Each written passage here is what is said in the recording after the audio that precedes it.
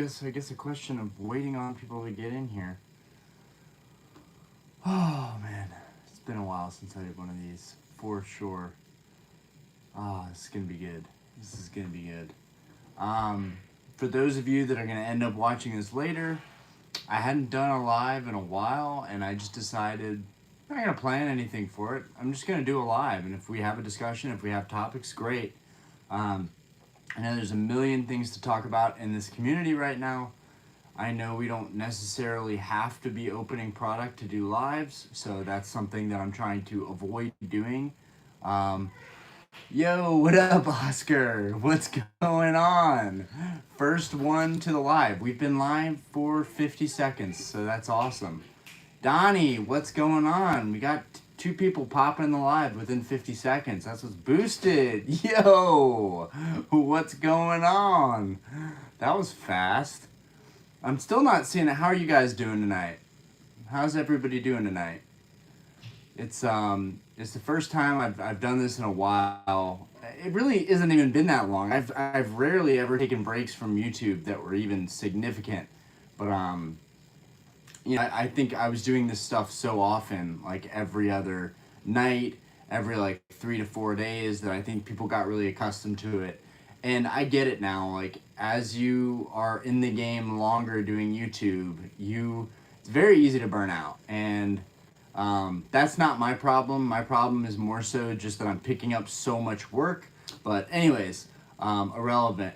How are we doing, everybody? Who has questions? I know I set the audience to the right thing. I know it's like this content is not for kids, so everyone should be able to pop in the chat. I know I've already seen chats.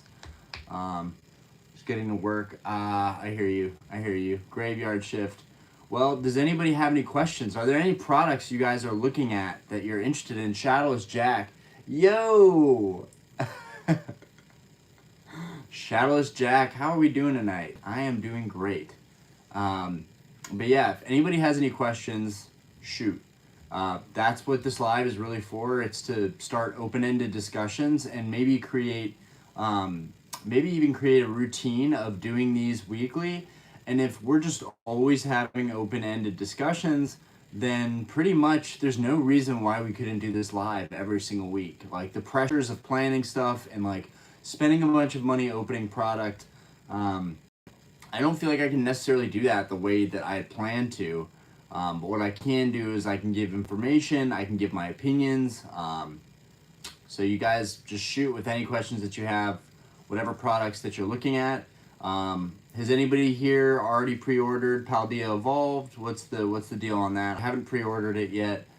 I feel like I'm going to either pre-order a case tonight or tomorrow, and I might just open up one booster box or something. I'm trying to, moving forward with Pokemon, I want to be as efficient as possible, and I know that buying booster boxes is the best way to do that for your cost averaging. And then if you're like me and you want to binder every set, you need to do the booster boxes, because then you're able to fill up your binder with all that other fluff. But there's not a whole lot of chase that's in Paldea Evolved. The Tyranitar looks really good. A lot of people are talking about that. I believe it's Lano. It's the trainer is Lano that everyone's going to be chasing. I'm not feeling these trainers at all. Willpower PCs. I got some on a rip and ship. I think we'll mostly skip Paldea. I did pre-order some Obsidian ETBs. Wow, so that's news to me. I was not aware that Obsidian Flames has already gone up for pre-order. I mean, I know Paldea, people are already opening it, but typically it doesn't drop for another 2 days. So that's the thing with Pokemon. That's what made it hard for me to collect Modern last year. So I know these sets are 3 months spaced out, but like, it seems like they're way closer together than they should be. Yo, what's up, Keegan? How we doing? I'm really, really glad. Saturday, yeah. Oh, so you're getting it Saturday, the day of. Yes, we got Thursday, Friday. Okay, so you're getting a day after the official release. That's pretty good. I'm just happy that I'm doing like an open-ended discussion, because I think, one, that's what the community really needs, is to just do discussion lives and people can shoot questions and kind of react to my opinions. But yeah, I have a ton of knowledge, and way more knowledge than I have product that I'm ready to open. So, okay, let's read these. Local card shop. Will Paldea singles crash harder than Crown Zenith? Great question.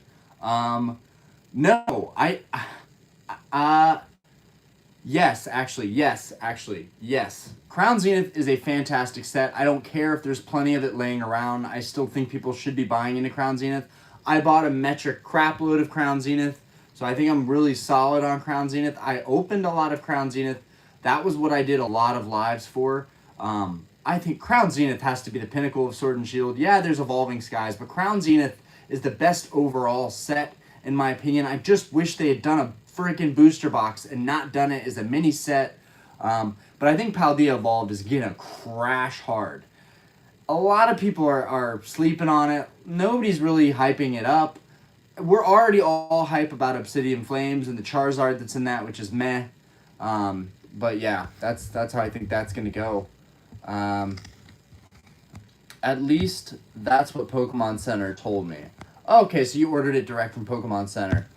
Why order it direct from Pokemon Center? What's the MSRP from Pokemon Center? I feel like eBay is like one of the best places right now. You can get, by the case, you can get boxes for like 103, 105. Donnie, I ordered an ETB from Pokemon Center, but I'm waiting for the next set to ball out on as long as my money is right. Trying to get caught back up, man. Definitely feel you on there. I don't know if you mean caught back up with the franchise or with financials. For me, I'm caught up with the franchise now, but I'm not caught up financially, so really want to stack my money up and figure out other ways that I can make passive income, hopefully to fuel my collecting. But yeah, that's for another day. I ordered an ETB from Pokemon Center, but I'm waiting for the next, local card shop. I agree on Lano SAR will be $30 when it's all said and done. I don't know about $30. If people are pushing it to like $100, I think 40 or 50 is probably solid. If it's that hard to pull, we'll see. I mean, there's already statistics out there for the pull rates. Have you seen the Fari Giraffe AR card? Yes, I have seen it. I thought that was pretty cool. I just don't know. Oh, man, the Raichu is one of the cards that I'm most excited about. The Raichu Trainer Gallery, I think, is phenomenal. I think that's one of the better cards that I see. He's just chilling on his bed, just being a chill dude. Yeah, I rushed for no reason and bought that hoe for $170. Oh! This is one of the most important parts about this channel moving forward is like, what am I like going for? You know, I've like had to really think about what I'm going for with the channel after slowing down buying so much product. You know, I realize people don't really care what product you're reviewing or ordering. They want to be able to relate. You guys want to be able to open the same product as me. I want to be opening the same product as PokeRev. Let's just say, like, so I think, you know, that's what's fantastic about doing these open-ended conversations and, you know, talking about where is the best price to get these cards.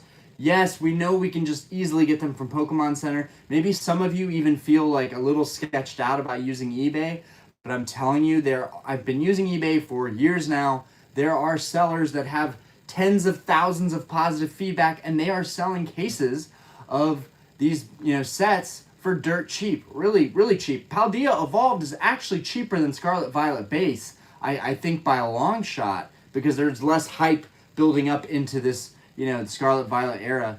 Yeah, I think Paldea Evolved is a really good opportunity financially for people to make a really good move. And just the cost averaging of opening cards for the set isn't that bad.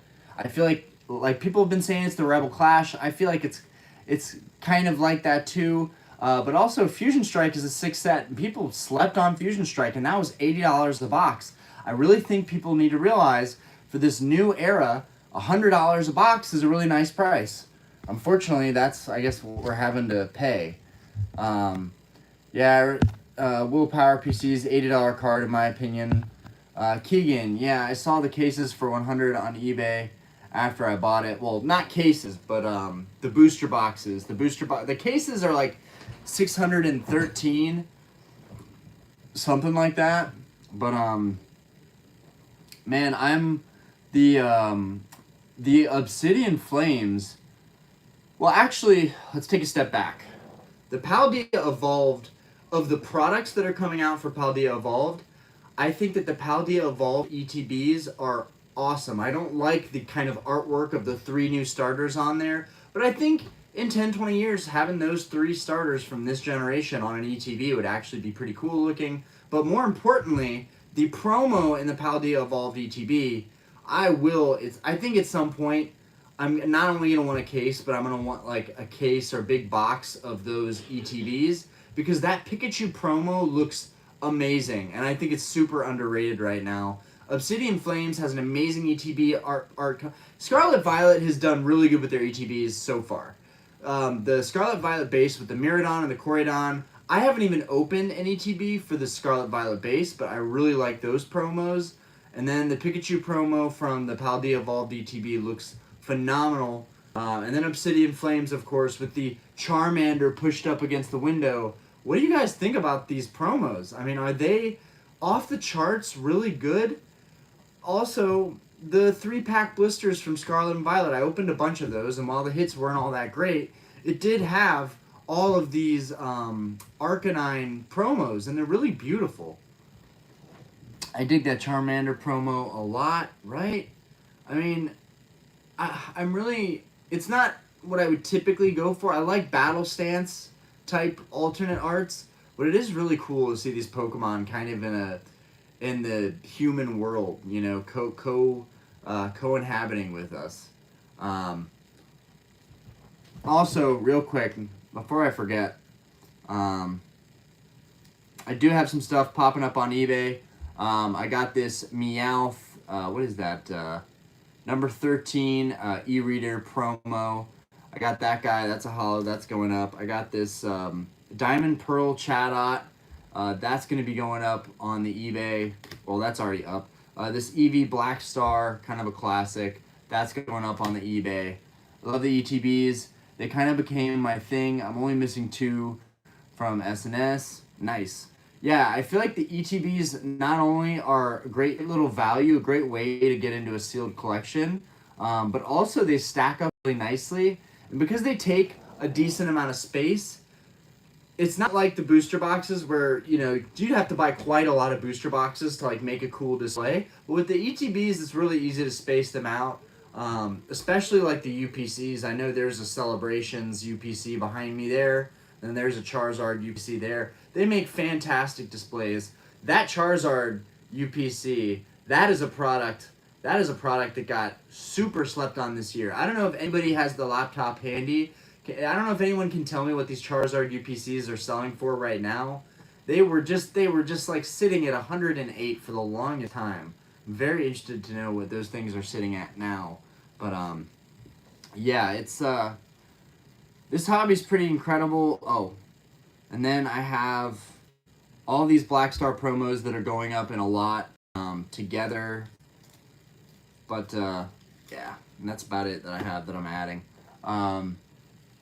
Shows 120 for GameStop, 105 on TCG. Oh gosh, how? They printed so many of those Charizard UPCs that they're still struggling. That investment is gonna haunt me probably. I know. Like I feel in my gut that that's gonna come back because I love the fact that they've got that Charizard artwork outlined on that box. I just think that alone is phenomenal, and the fact that you're getting 3 Charizard promos. I didn't open any of them because I felt that they were gonna do really well, even though I was wrong about that. But dude, the promos are so sick. I can't believe, being as big of a Charizard fan as I am, I'm honestly shocked that I have not opened it up just to check and see, you know, how nice those promos are. From what I understand, everybody got off-centered promos, so everyone was pretty unhappy about that. And then that kind of ruins it for people that want to buy the box just to grade the promos because they're already assuming they're going to get 8s and 9s. You know, I've been kind of gloomy about Scarlet and Violet, but I do think they're doing pretty dang good so far. They're doing pretty good. I got so burnt out on Sword and Shield that I don't think I was like financially or mentally prepared for a new era. I'm also just, I've said this so many times, but I don't like the Terra crystallization crowns. I think they're terrible, but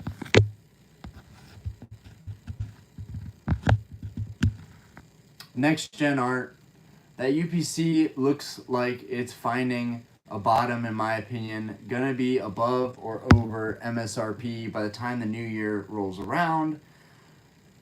I mean, especially, I think the silver borders alone is a big point to point out, because you don't even have to be nostalgic. It's just, if you're collecting cards and you don't remember silver borders, you remember yellow borders, then like all the sets before that are gonna do well.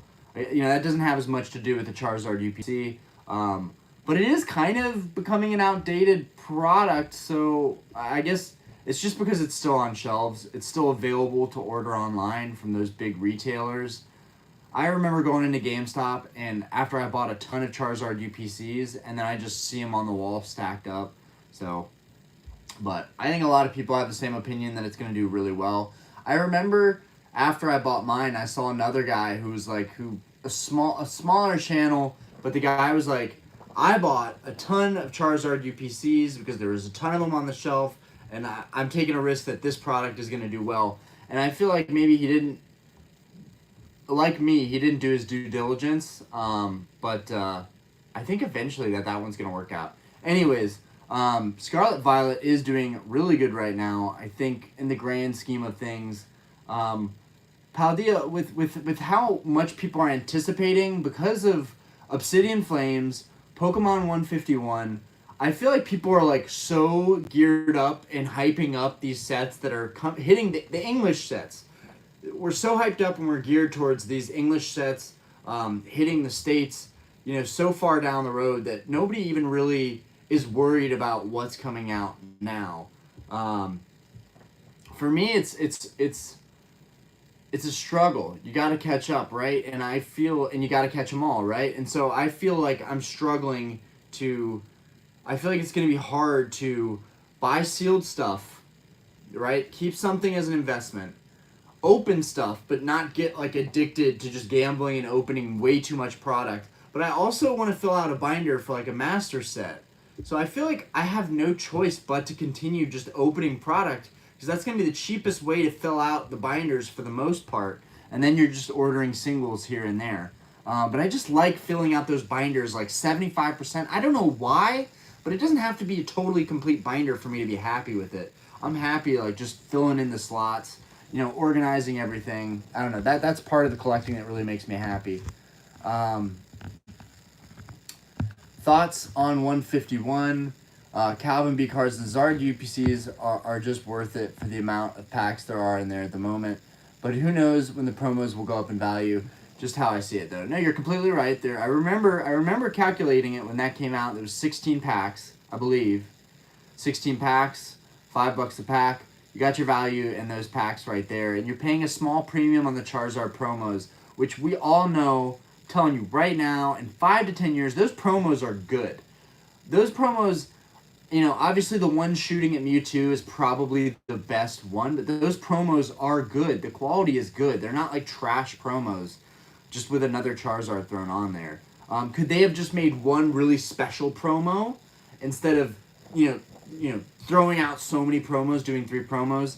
But to answer Keegan on 151, I've only seen sneak peeks of 151, right? So Jodo Jake, he's in our Discord. I would check out his YouTube if you haven't yet. But a really cool guy. He sent us a little leaked image of what's going to be in 151, the Zapdos. So we know there's going to be Zapdos featuring the other legendary birds in there. There's going to be a Nidoking. Those two right there are bangers enough to be like 151 is going to be insane, guys. 151 is going to be insane. I'm all for Japanese. I think at this point I'm just beating it to a dead horse. Like I have all English mostly. I do have Japanese vintage, but it's not stuff that I sought after. It's just stuff that fell into my hands. But I'm not going to rush buying the Japanese set. I'm really going to just wait till the English set. I almost don't like it that we already know what's going to be in these sets before they hit. That shouldn't be a thing. It shouldn't be a thing. You know, I understand 3 days before the set comes out, maybe even a week or 2 weeks before the set comes out. But like we're talking half a year, like 4 months before the set even drops, right? I mean, July, August, September, October, like come on. Like we already know too much. But the Nidoking is one of my favorites. The Crystal Aquapolis Nidoking from that set right there, one of my favorite cards. Still don't have it. I need so many cards from those sets still. It's killing me how expensive cards are. Especially because somebody in our Discord was just saying that they collected a lot of stuff in 2016 and they were spending like $40, $30 a card for like gold stars, shining Neo Destiny cards. What else? What else did they have? A lot of first edition cards. Anyways, it's just the market's crazy now, and I feel kind of like an idiot buying these nice premium cards that I want so badly from the older sets. Anyways, that's what 151 is a great set because it has cards in it that give me those vibes of like this card is going to be such a premium card down the road. And I think that Nidoking in the middle of the forest and that Zapdos are going to be ones of them. I think Crown Zenith gives me those vibes too. Like so many premium looking cards in Crown Zenith. Like I have a stack of stuff that I'm like considering selling. I don't want to sell, but I can't. Where is it? All right, I'm failing. But I was looking for the Crown Zenith Suicune just to show you guys again like how nice that Suicune is from Crown Zenith. Like there are definitely some sets that have been bangers, and 151 I think is the banger set. It's the celebrations, it's the evolving skies of this year, I think. Obsidian Flames is going to be like Darkness Ablaze. It's going to be like an afterthought, I feel like. I'm not interested in the Terra Charizard. I think it's cool.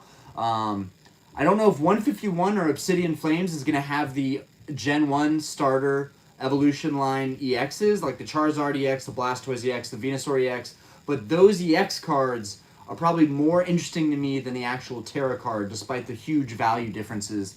The Terra Charizard is probably like a $200 card, let's just be honest here. Unless it's a complete flop, Terra Crown, but I think they're going to love it. You know, it's a little bit different. It's not like a chandelier. It's not like a vase on their head. Like, the Terra Charizard has the spikes going out, and that's kind of edgy. It's kind of cool. But let me... Getting off topic. 151 looks so dope, Donnie. Next gen art. For sure, the packs will have to drive the value for the next 2 to 3 years. Then promos have a chance of doing something. Wasn't there a sick Psyduck? I have no idea. I got one of those Suicune PSA 10 and Japanese. Yeah, so that's that's something that honestly, since you've just mentioned, just buying a card like that, because I'm saying how premium some of these cards are from some of these sets. I think that the main goal for me personally, I can't speak for everybody that's in the hobby right now currently, but I slept on a lot of the modern alt art cards, like the Umbreon, the Rayquaza. I picked those up, right? I still don't have the Espeon. I still don't have what are the other ones? I mean, the Beedrill alternate art, I think from like Astral Radiance. What else was I badly missing? The Mewtwo from Crown Zenith. I really wanted that card.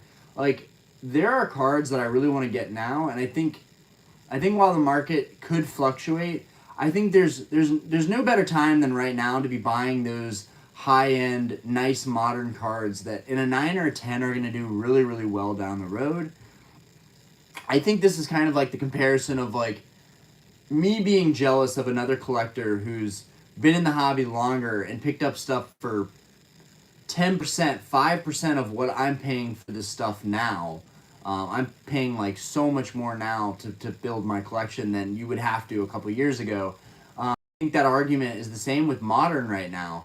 Like, if you're going after all the modern, nice, high-end singles, then in 5 to 10 years, you're gonna be laughing at the guy that's paying, like me, you know, a massive premium on those same cards. Like, if you just grab them now, you're gonna be set. And so I think those Sword and Shield alt arts have about maybe a year until they start really moving in a positive direction overall.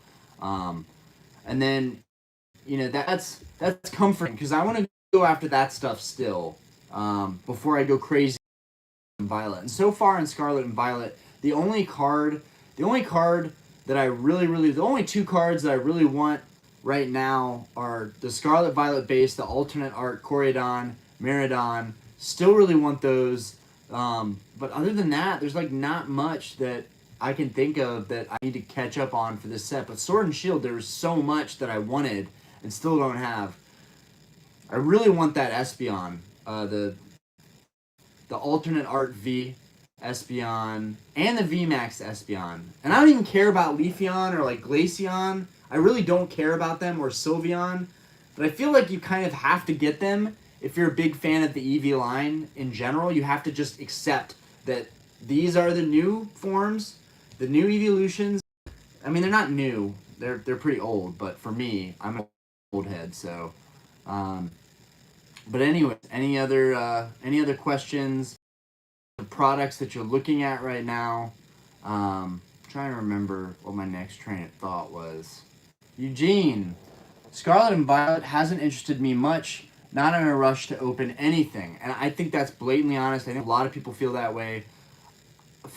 I'm usually the first person to FOMO, and the fact that there's 2 days until it officially drops and I still haven't bought that case yet is kind of shocking to me.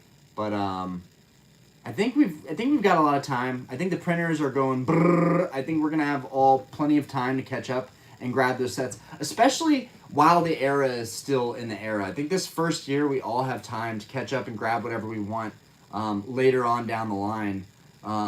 Really, we know this era is going to probably last 2 years. I mean, if it works itself right, if the era is just like Sword and Shield, it will last 2 years, and then we'll go into the next era. So you have plenty of time to pick up a lot of products. But I really just want to get everything as it comes out, just to not risk stuff going up in price. That's my only thing. It's not that I want that bad. It's just that I don't want to risk the price even moving $10 more a box and me feel like I'm just spending more money, which is what I'm trying to avoid here altogether. Like, I want to look back in 10 years and be like, yeah, I just kept up with it and everything was relatively cheap in comparison to what it is now.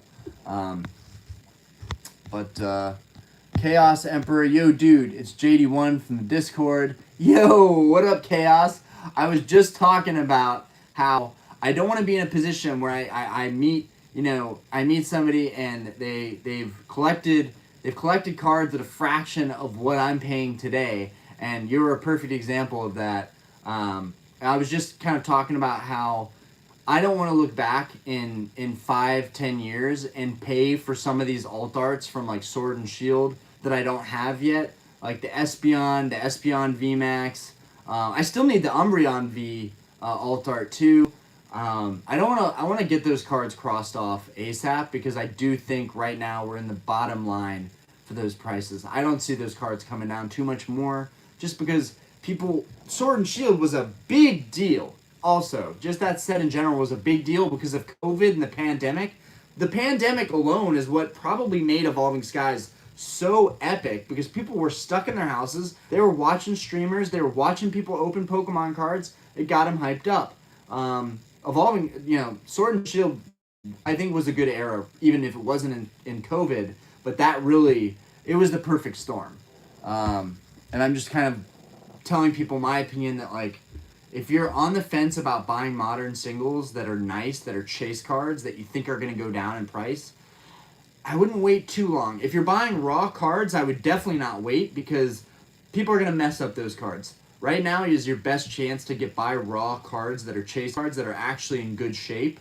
And the graded cards, like the 9s and the 10s, are like almost rock bottom dollar right now. They go up right after the set releases, and then I think 3 to 5 months, and a lot of people already know this, so I'm just regurgitating information.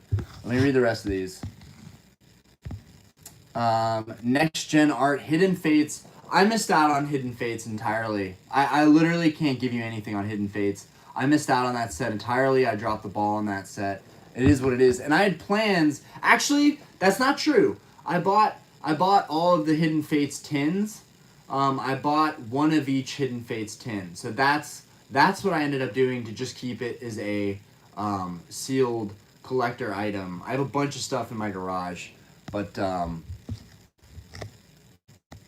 actually, I have a question for you, Chaos Emperor. I have a question for you. So you have Chaos Emperor, who's in our chat. He has a really, really outstanding vintage collection of cards that I can only dream to add to my collection in the near future. I wanted to ask you, because I feel like we didn't get it answered in the Discord.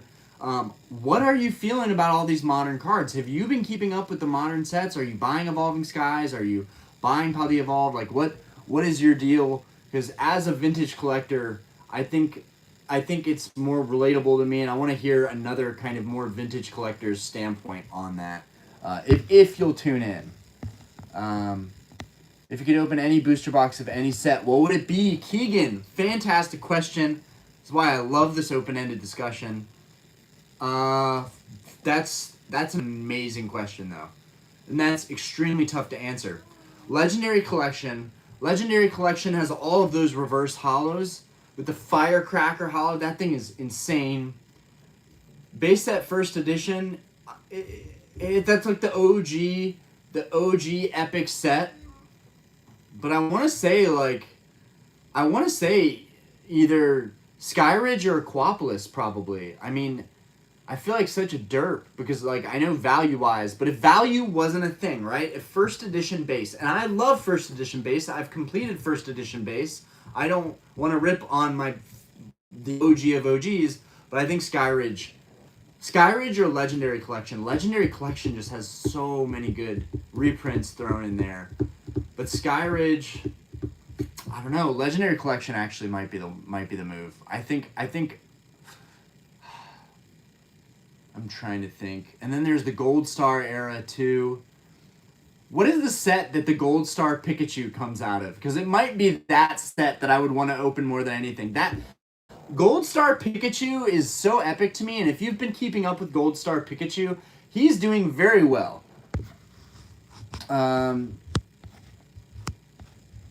Okay. If you get 200 in ETB soon. For that Hidden Fates, I thought it was already 200 in ETB. I didn't know. Because a lot of people loved Hidden Fates. I had a buddy actually, I don't know if it was Shining Fates or Hidden Fates. Or no, that was Champion's Path. A buddy sold me or traded me for Champion's Path Charizard. I missed out on Champion's Path 2, which was another mini set that I really regret missing. But the Rainbow Charizard card found its way to me regardless, and that card is beautiful. In fact, since it's open-ended, why not? Why not? Okay, let's go in here. It's like one of my favorite modern. Give me a second, guys. Yeah, this right here is one of my favorite, like, modern rainbow cards. Not to mention it's a Charizard, but this card, the texturization, just, I'm trying to show you guys texturization, but it just doesn't really pop off. Oh, there we go. There we go. Beautiful card right here. The Champion's Path Rainbow Zard. That guy's gorgeous. It's like, I wouldn't have gone after this card, but the fact that it found its way to me, like, it's definitely, I feel like, going to be a super OP card down the road. And the Radiant Charizard from Crown Zenith. Like, call me Charizard fanboy, but the Radiant Charizard from Crown Zenith, that card has so much potential. That's such a cool looking card. I just like Radiance. Do you guys like Radiance? How have Radiance rubbed off on you guys? Wow, we got a lot here. Okay, let's keep going. I went ahead and got the complete set of alts recently. Okay, Chaos. It's the best time to get the alts. So, as Chaos has said, that's another collector that I really respect. And I can agree with. Right now is a great time. Get your pre-graded PSA 9s, PSA 10, alt art chase cards. I don't even see a point to send them in yourself other than for that experience. It's just risky though. You're getting a raw card shipped to you, then you're shipping it to the grading place. I don't know. And for the prices, like in $15 grading right now, just buy it in a PSA 9 or 10 and be done with it, I say. Okay, keep going. Eugene, it's crazy how much the tag team cards have gone up. Everyone's talking about the tag team cards. And, you know, Sun and Moon cards, that era, the same thing is about to happen with Sword and Shield, and it's a great time to just get on that boat before it sails off. I loved the tag team cards before people were really even talking about them, but I also didn't feel well versed on Sun and Moon. I really ignored that era hard. I was so busy trying to collect vintage stuff that I pretty much completely slept on Sun and Moon as a whole. And I didn't think Sun and Moon was bad. I felt a little the way the cards looked, and I think in hindsight things look better when you look back on them. You can appreciate them a little bit differently, but that's all I'm gonna say on that. Dude, honestly, Modern is chaos. Honestly, dude, Modern is amazing. I've been getting the big hits. So have you been pulling any big hits or just straight up collecting singles? Because I think everybody has beat this subject to the ground, just beating it to a pulp. Don't open cards looking for that chase because you're likely not going to get it. Just buy the singles. Have we beaten that one enough? Recently got all the alternate arts and I'm keeping up with secret rares from Scarlet and Violet. Shadowless Jack, what condition on that e-reader Meowth promo? Wow, that took a while. So I would say, oh, let me cancel that.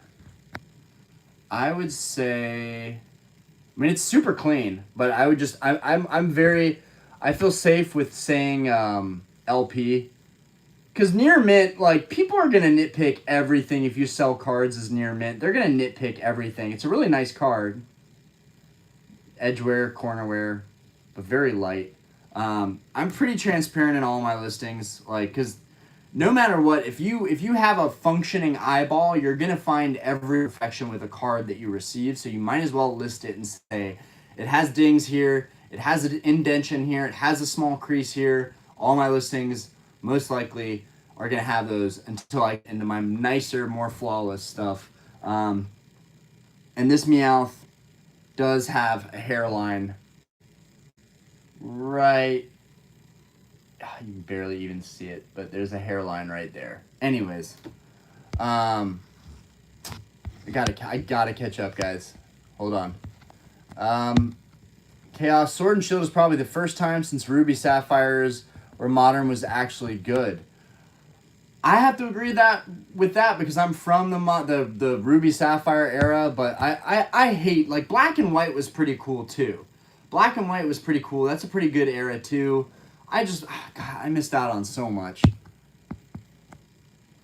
And Hold On Phantoms, fantastic. Oh yeah, you get the Mewtwo in Hold On Phantoms and the Pikachu, which are like two very legendary, chasers, which Chaos actually has both of those gold stars.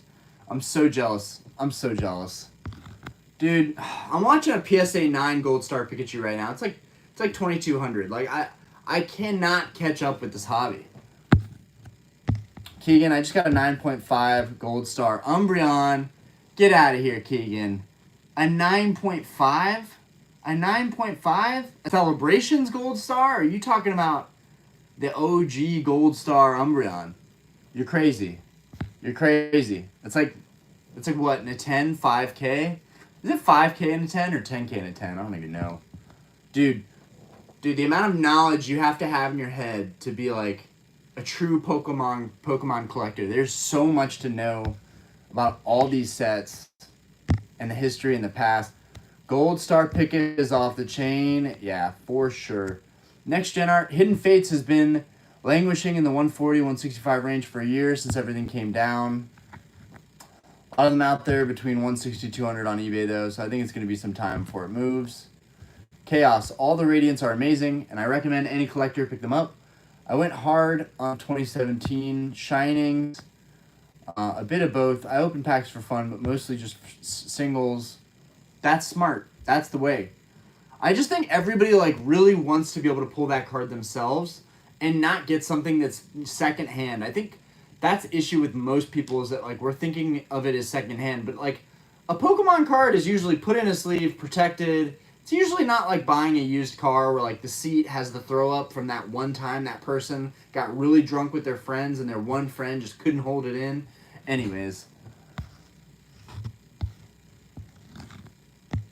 David Demore, where the heck have you been, man? I've been wondering about you. Yo, what up, David? So my last videos, I have been just talking about like being financially well off and making good decisions. You know, I think the market, and this really hit me when I had a stream with Nostalgianomics, and his friend Steven, who's very knowledgeable, who's done like, the guy did like 80 grand in sales in a month on eBay selling old but still modern sets, like sets that had aged from 2015, right? Like, dude absolutely crushed it, and I'm over here in the same shirt that I'm wearing now during this stream talking about, you know, how much money I've spent on this stuff. And so after the stream ended, you know, I had a long talk with those guys, and they're a year, maybe 2 years older than me, and I just realized, like, if I'm going to continue sustainably collecting and saving up money, I need to have more passive income. So something that I'm focusing on is, you know, running my bar as best as I can run it so that I can have more of a revenue stream. And just more people in the bar equals more tips, which is more money for me. And then I want to ultimately put my money towards another property and buy something that I can rent out. And so I feel really good about that. In the long term, that's probably the more adult decision. I know that I can make Pokemon work. It's just a lot of hard work, and I've already started selling stuff online, not because I want to, but because I have to. I have to catch up. I have to make back the money that I spent. So, David, I appreciate you. I've been out of the loop for a little bit, and I've just been like, it's been hard to connect back with Pokemon when I haven't been actively collecting anything. I like took a hardcore break. I've been watching auctions. I almost bought some stuff today, but I lost the auctions. I was talking about it in the Discord. I was bidding on a Aquapolis Lugia and an Aquapolis Tyranitar, which phenomenal arts. Chaos also has those. The Umbreon from Skyridge. They all went for way more than I bid. I bid 1,000. I bid 1,050 for the Lugia. That went for 1,275. I bid 750 or 720 on the Umbreon. That went for 1,000. And then the Tyranitar slipped like $20 more than I had bid. So it is what it is. But yeah, I've just been watching and starting to trim a little bit of the fat of my collection, and then just trying to be realistic, like, how can I sustainably do videos, collect, not go crazy opening products. And live is really a great part of that new kind of era of me doing YouTube. Like, I'm not a struggling YouTuber that has no subscribe. I'm not like at the point of the beginning, you know, the origins, when you're so hungry and you want that audience so badly. Now I'm like content, and I need to be honest with myself and my finances, and I have a daughter, and I have a wife, and my fiance. I have to take care of the girls. So that's what's been going on. A lot of self-reflection on a serious note.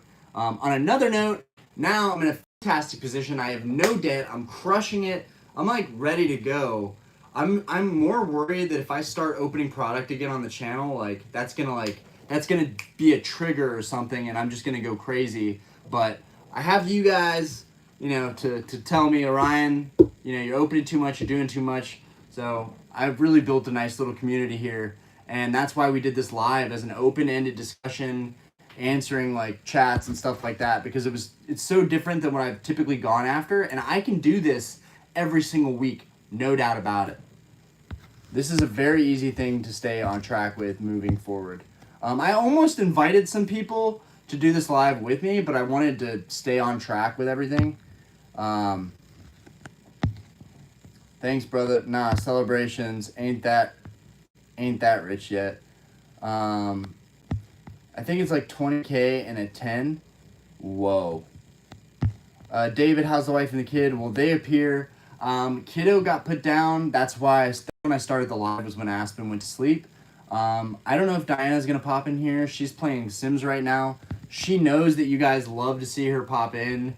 That's really going to be her call. She's been tired today. It's been a long day. And we were at the Lazy Five Ranch yesterday, so we've had a really fun little vacation. My 2 days off. Chaos. Oh, word. That's pretty much caught up right there. What was that one? Did I miss that one? Okay. Let's see. Okay. Chaos, dude. In 2016, I had 2 Crystal Lugias and sold the spare for $100. Wish I would have held on to my spares. Dude, even now, I'm like, if I had the money, like if money was no issue, I don't care about the prices. Money is all relative. It's just paper. If you could pick up a Crystal Lugia now, raw, for $1,300, get it graded, it hits an 8 or a 9, and you do that a couple times, and you stack up a couple of those for around $1,000 or a little over $1,000 each, in 5-10 years, that's going to be in a 9, like a $5,000 card probably. I really think Vintage has a lot more to move. I think there's way more growth in Modern, but I think Vintage still has a lot more to move.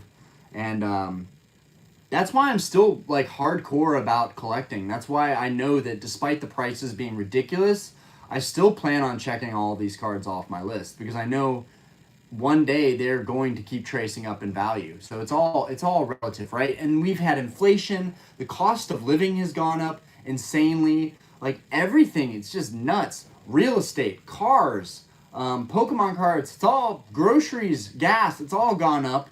And everything is relative, right? AGBXLR. Hi, I just found your channel a few days ago. I'm watching your video about Modern versus Vintage, but I just wanted to say that I enjoy your vids a lot so far. Oh, thank you so much. That means a ton to me. God, I put so much time into this channel. The first 450 videos. I mean, now I feel like I kind of have a little more freedom to be myself a little bit more, but also to not feel this insane, intense pressure of like, I've got to open some Vintage packs every week. I have to open a ton of Modern. I might even open something here just for fun, for shits and giggles. But yeah, I'm very appreciative of that. I have a lot of support in the community. We only have a couple people in this live, but I also didn't plan anything at all. And I have never had a live where literally no one showed up, which is the most anybody could ask for in this scene that's a small channel like me. I mean, like, you guys rock, seriously. Like, I just, on a whim, did a live. Like, no community posts, no waiting or scheduling. You guys rock, seriously.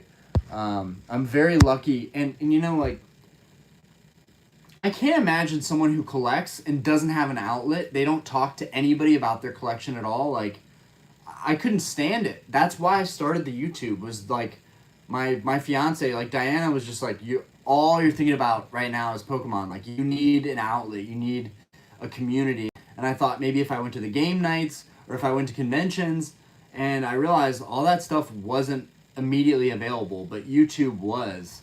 So here we are, which is pretty awesome. So welcome. Chaos, the crystals are so beautiful. Yeah, just keep reminding me how great the cards are that I probably won't have for a year or two. Is the smoke from the Canadian fires affecting you or your family where you are? Where do you live? What state? Wow, David, getting personal. No, so I'm in Charlotte, North Carolina. Yeah, we've got smog out the butthole here in Charlotte. The skies are gray. We probably shouldn't have gone to the park today, but I was kind of old-fashioned. I was kind of like, I'm not going to let the air quality affect me going out, even though in hindsight, who knows what's in the air. Yeah, first thing when I woke up, Diana was like, have you seen this? The air quality is really bad. And I was like, yep, still going outside today. So, but yeah, pretty crazy. I don't even know the origin of those fires or the story, but yeah. Chaos, do you have sealed packs in those boxes? Curious what's in the Disney box. So, my base, some of them have packs in them, but just like 1 or 2 usually. My base set unlimited box has 17 base set packs from an old couple out in California. I still keep in touch with them to this day. They are still subscribed to me to this day. They're really awesome. They bought that box for their kids, left it in the garage, unearthed it, last year, beginning of the year, or maybe 2 years ago, and I was the first person to message them about it. I wanted to buy all the packs that they were going to auction. I just wanted to buy the whole box before they broke it open, because they had originally listed it as a box. And then I told them you could probably get more per pack because I really wanted to get a chance to buy some of these packs. So they did auctions, which did not go well for me because at that time Pokemon was at the height of its popularity, and people were bidding against me $450, $500 a pop for these freaking base unlimited packs. And they were not weighed out because I specifically told the sellers, don't weigh the packs. Everyone online weighs the packs and it ruins it. Just sell them as unweighed, and I will genuinely put bids on all these. So they sold me a bunch of packs. 11 of the 17 base unlimited packs I have are heavies, and there could be an unlimited base set Charizard in there. If it's not a 10, it's at least got to be an 8 in one of those packs. If there is a Charizard in one of those packs. I know we opened a Jungle Heavy pack like 2 months ago. We pulled the Pinsir, which honestly is not half bad. I put that one in my binder just because I thought it was super nice and didn't feel like going through the grading process. But the Neo Destiny box, which is what you specifically asked about, is kind of interesting. So right now it's full of the cards from that adjacent set. You know what? I'm just going to get up. Y'all are going to see my Pokemon PJs. So I bought this box. It had a bunch of cards with it. And along with that and this is actually kind of cool because I got this for super cheap. But I bought this box and it has 14 opened but very minty open packs, and it had the cards still in the packs. But I remember I bought this during the Pokemon craze, and it was labeled as an empty box, but the guy was selling it with like 300 or 400 Neo Destiny commons and uncommons. This helped me pretty much complete my Neo Destiny set very quickly. I'm missing some holos, but I'll save that for another day. But all the pack artworks are really good. So I've got 14 of these. Really, really nice pack artworks for sure. And of course, all these shining cards in here, which I know you like, Chaos. So that was a little bit too much work to get these out, but let's put these back in here. All the boxes are pretty much full of cards, but a couple of them do have packs. But I'm not going to go and say that all these boxes are sitting with packs and heavies and worth tons of money. I just really wanted a cool display, and so this was kind of how I went about doing that.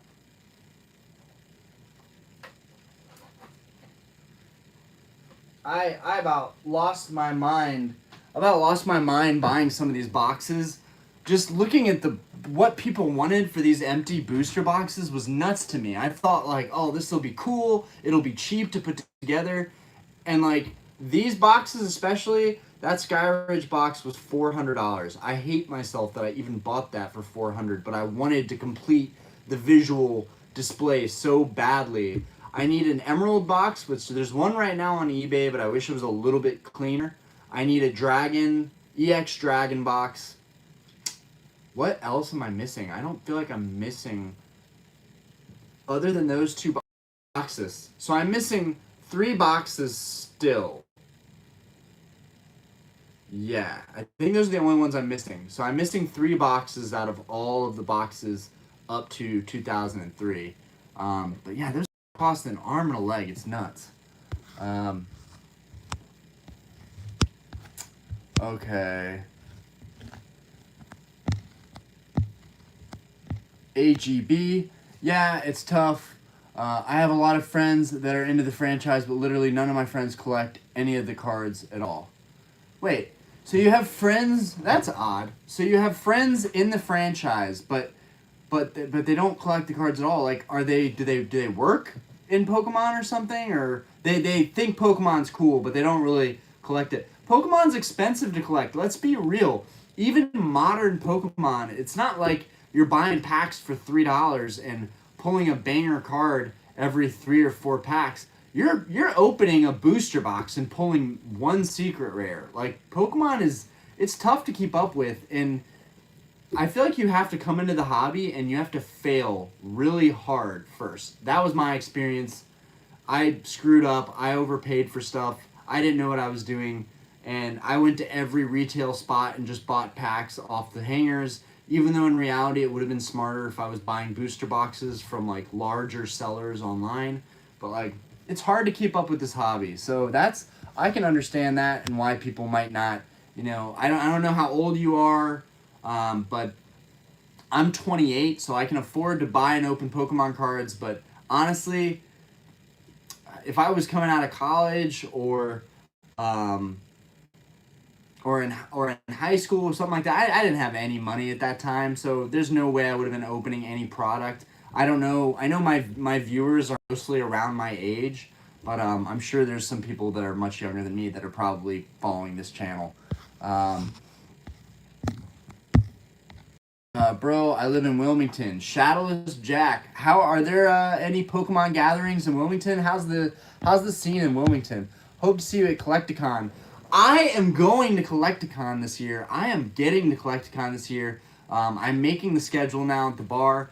I have no excuse why I wouldn't be able to go to Collecticon. I think that would really be some cool content to give everybody kind of a view, a POV on being at Collecticon and how great that would be. I think it's going to be miserable in some ways too, because I think it's going to be so hype. This, like coming up, what is it, September? I think it's coming to Charlotte. So I think there's just going to be so many people there. But maybe, just maybe, if I'm lucky, I can find a lot of the chase cards I want at Collecticon and I can pay for them with cash and hopefully get some really good deals. I think subconsciously I'm like telling myself all the cards that I don't have that I really, really want, I'll be able to find at Collecticon for a nice little discount. But who knows? And Shadowless Jack, I hope to see you there too. Chaos Emperor, I really want a Neo Destiny and Skyers box at some point. Absolute favorite sets. The display is awesome, dude. Bless. Antonio! Yo! Orion the Goat! Bah! That was bad. Y'all, I didn't just do that. Yeah, any other topics here? Any other questions anybody wants to ask? It can be personal stuff. It can be about the sets coming out. That's the amazing thing about Pokemon is, like, sometimes it's hard to just think of topics right off the top of your head, but there is an endless amount of stuff to be discussed and to talk about with this hobby. There's an endless amount of stuff. Like, one of the biggest ones, I'll just throw this one out here. Why is Kyogre not in your intro? Dude, I know. Honestly, I threw that intro together really, really fast. A friend of mine makes beats, and he made the beat for the intro and just gave it to me, which was really, really cool because, you could have copyright stuff with that kind of stuff. And I really, really love both Groudon and Rayquaza. When I played Ruby Sapphire, I only played with Kyogre because that was what I got. But honestly, Groudon and Rayquaza are like kind of the pinnacles of legendary, badass Pokemon, and I love them. And so they really got the spot. Everyone knows I love Charizard, but you don't see Charizard in my intro. I really genuinely think Rayquaza was one of the best Pokemon ever brought into the franchise. The design, the artwork for Rayquaza is amazing. The style of the dragon and the what do you even call those? The kind of the spikes, the other wings that go off of Rayquaza down its body. Rayquaza is amazing. Kyogre didn't make the cut because I think Kyogre is kind of silly looking, but I also remember Pokemon vividly in the EX Ruby Sapphire era, so I guess Kyogre should be in there. But I blew up Rayquaza and Groudon on there because I just love them. I can always edit the intro and add in more Pokemon, new Pokemon. Maybe I should have just a crap ton of Pokemon, like collaged into the entire intro, like Pokemon that you have to like squint to look at, like Where's Waldo type deal almost. Maybe I should just like do a ton of Pokemon in the intro. I don't know. I just been too lazy to change it. But good question. Let's see. Whoa. You planning on buying in on Obsidian Flames? Yes. I plan on buying in on every single set that drops. I just want to be simple. I want to be smart and tactical about this. I'm going booster boxes. Sealed booster boxes, cases, every set in Scarlet Violet for sure. Even Paldea Evolved. I know I'm going to crack like tonight or tomorrow. I'm going to crack, just do the pre-order. And I'm just going to keep that stuff sealed, and then I'll probably open a box on the channel, or I'll go to my local shop, support them, buy a couple sleeves. I'll tell the employee to just grab me a couple super random sleeves from like the back and the middle and the side. Because last time they did that, I got the full art Gyarados with a Terra Crown. That's actually a pretty nice card, but I still think the Terra Crown ruined this card. But where are you? Oh, is it not up here? Did I already move it? Okay, well, whatever. I have no idea where that card went. I have no idea where it went. Okay, whatever. I don't know where my full art Gyarados is. That kind of, I don't know about you guys, but do you ever like completely lose track of cards that are valuable? You're like, I don't know where this card is, where I last saw it. What did I do with that full art Gyarados? What did I do with it? I know I bindered one. I opened two. Anyways,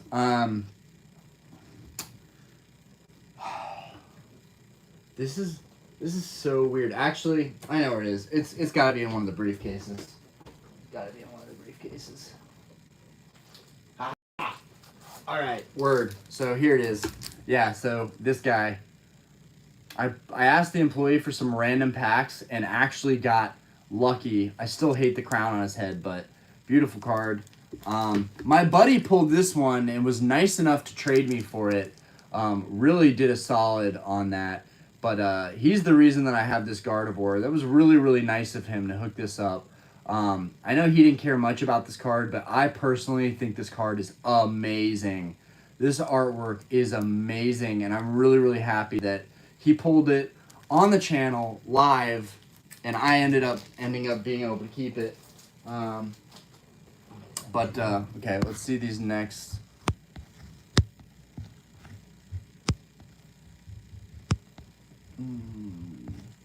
TKK Collector.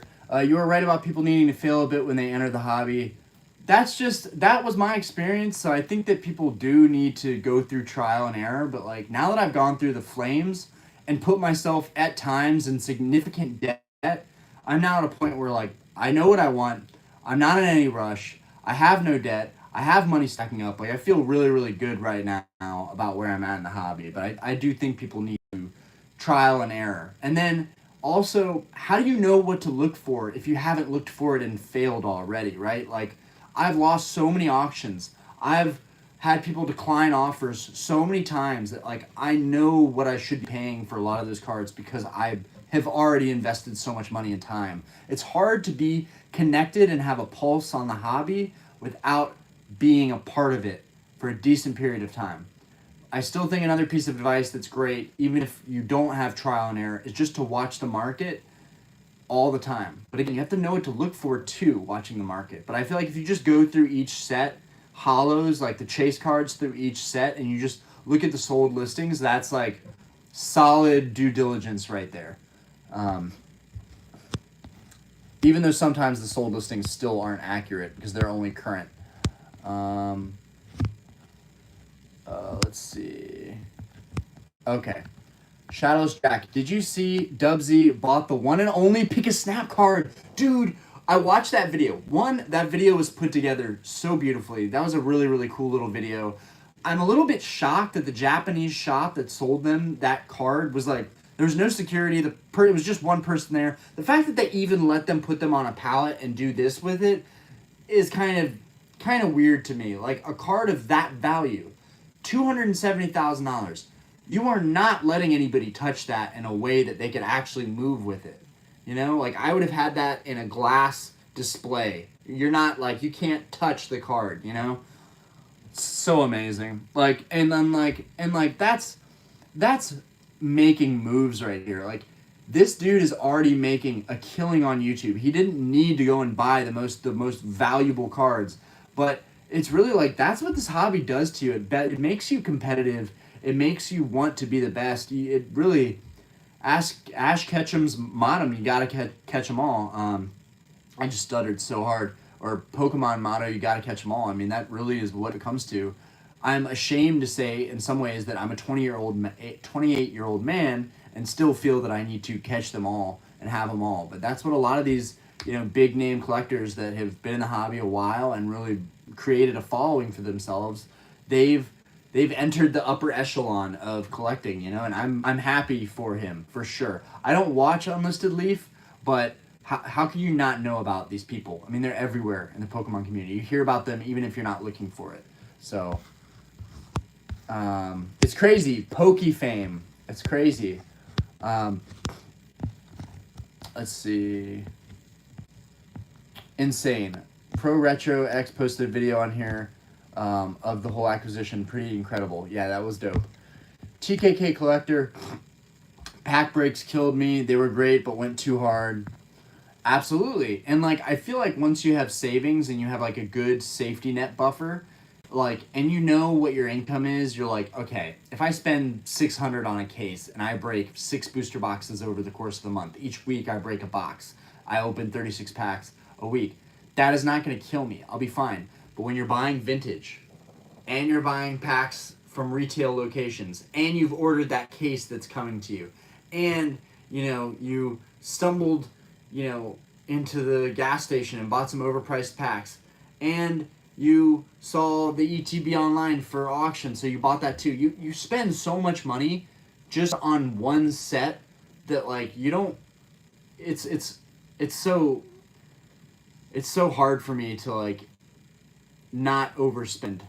It's very difficult, and I can relate with that. People breaking packs and there's not a good ROI on it. We all know that. But it is a luxury. It is an activity. And, there are those times where you might get that chase card, and that makes the past 10 failures worth it. I never get a crazy chase card, but when my buddy came on live and pulled the Gardevoir alternate art, I was like, I can't believe this is his first booster box, and he pulled this card. And he doesn't even care about the card. That's how it works, man. The people that want these cards the most, us Pokemaniacs, the guys that want these cards the most, we are not going to get them because that's how the card universe works. We're going to have to buy the singles, and the kid that doesn't even care about those cards is going to pull that card. And that's just how it goes sometimes. But yeah, pack breaks can be the death of anybody financially, for sure. Especially vintage pack breaks. And I think a lot of the big guys know that now, but I learned quite quickly. All my lives, I opened a Topps pack. I opened a stickers pack. Bro, those things are not cheap. Now, I got them in a large local deal. It was a great deal for me, so it's not like I'm losing anything opening them. But it still hurts to open product and not get any crazy bangers. Antonio. And also, I found people are a lot more interested in your conversations, in your dialogue, in the discussions, because they can relate to that. They can chime into that. They can be a part of it. Not everybody can be a part of pack breaks, because some people are like, damn, I can't afford to open a booster box. Damn, I can't buy these packs. I have all of my bills piling up, my car insurance. Pokemon is for sure a luxury, and I'm finally coming around to that realization that I need to be very rational about collecting and investing and splitting those two things apart. Antonio, Kyogre is the greatest of all time. I do like Kyogre. I have 2 dope Kyogre cards. I'm not totally a Kyogre hater. I actually like Kyogre a lot, but he can sit on Rayquaza no problem. More serious question. Do you do any quick flips, or are you purchases for all your personal collection? I try to purchase everything for my personal collection. I have bought stuff sometimes, oh, that's a really good deal, I can flip that. I always end up unhappy when I go that route. You're so much better off buying stuff for your collection. And here's the thing. If you buy it for your collection, then you're going to be happy with it knowing that you got what you actually wanted. And if you get it and it's not the condition you wanted, or it's not how you thought it would be, the pictures didn't do it justice in a negative way, then you can always sell that to next person. You know, there's nothing, like, some people just don't care about condition of items. I'm very stingy. So, I mean, not stingy. I'm a stickler. I'm very OCD about like conditions and packaging and how I get stuff. So like if I get a theme deck, because I'm a big theme deck collection, I have like a ton of theme decks back there. That's like my thing. I have a display case that's just all theme decks. I am like 3, 4, 5 theme decks maybe away from completing the entire Pokemon vintage WotC theme deck collection. I'm so freaking close. But what was I gonna say? Yeah, the quick flips, I try to avoid that because it's a great way to lose money and just get money tied up, right? You know, I think if there's a local collection and I don't really want it, but it's such a good price and I know that I can make money on eBay selling those cards one at a time, sure, I'll do a quick flip, but local deals don't even pop up anymore. It's 2023 and like it is so rare and so amazing when you can find a local collection. Highly recommend you go to your card stores often because that's how I've found big collections. People will go to the card store, they'll think that they're going to get buku bucks on their collection, and then the card store is like, we are not buying singles at this moment, or we are not buying that shoebox of cards right there. Because they've been through the ringer and they know that there's a lot of losses when they buy stuff like that, because a lot of times people don't take care of their stuff and you buy a bunch of damaged cards and you lose your butt on it. But every couple of those people that go in with a collection, there's one person that has a really nice collection, and I've been lucky enough to just basically waltz into those collections going in to buy some packs. So I would highly recommend, if you want to find those quick flip deals, go and support your local card shops, and who knows, maybe karma will repay the favor and somebody will walk in with a collection that they can't sell at the store and you'll get to buy it. So that's my quick flip advice.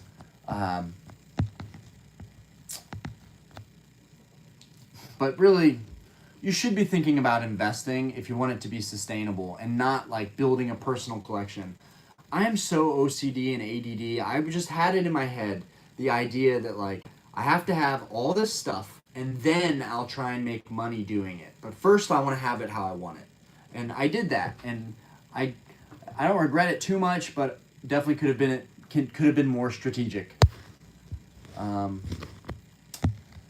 AGB, I've been sorting through a lot of my EX era and DPPT era cards. Do you think bulk from these eras would be sought after at all for trades? Are you kidding me? I'm looking for EX era cards. EX era cards are awesome. Even if they're commons and uncommons, the old stuff is awesome and it has value, and you can make money selling those on eBay. You can. It's doable. Especially if you sell them in lots, you'll be able to ship all the cards out together, get top dollar, and pay the least amount of shipping doing a big lot and taking some good photos of everything that's in that lot. Show the fronts, show the backs. I've had some really great sales that were like bulk cards that weren't even worth that much. Chaos.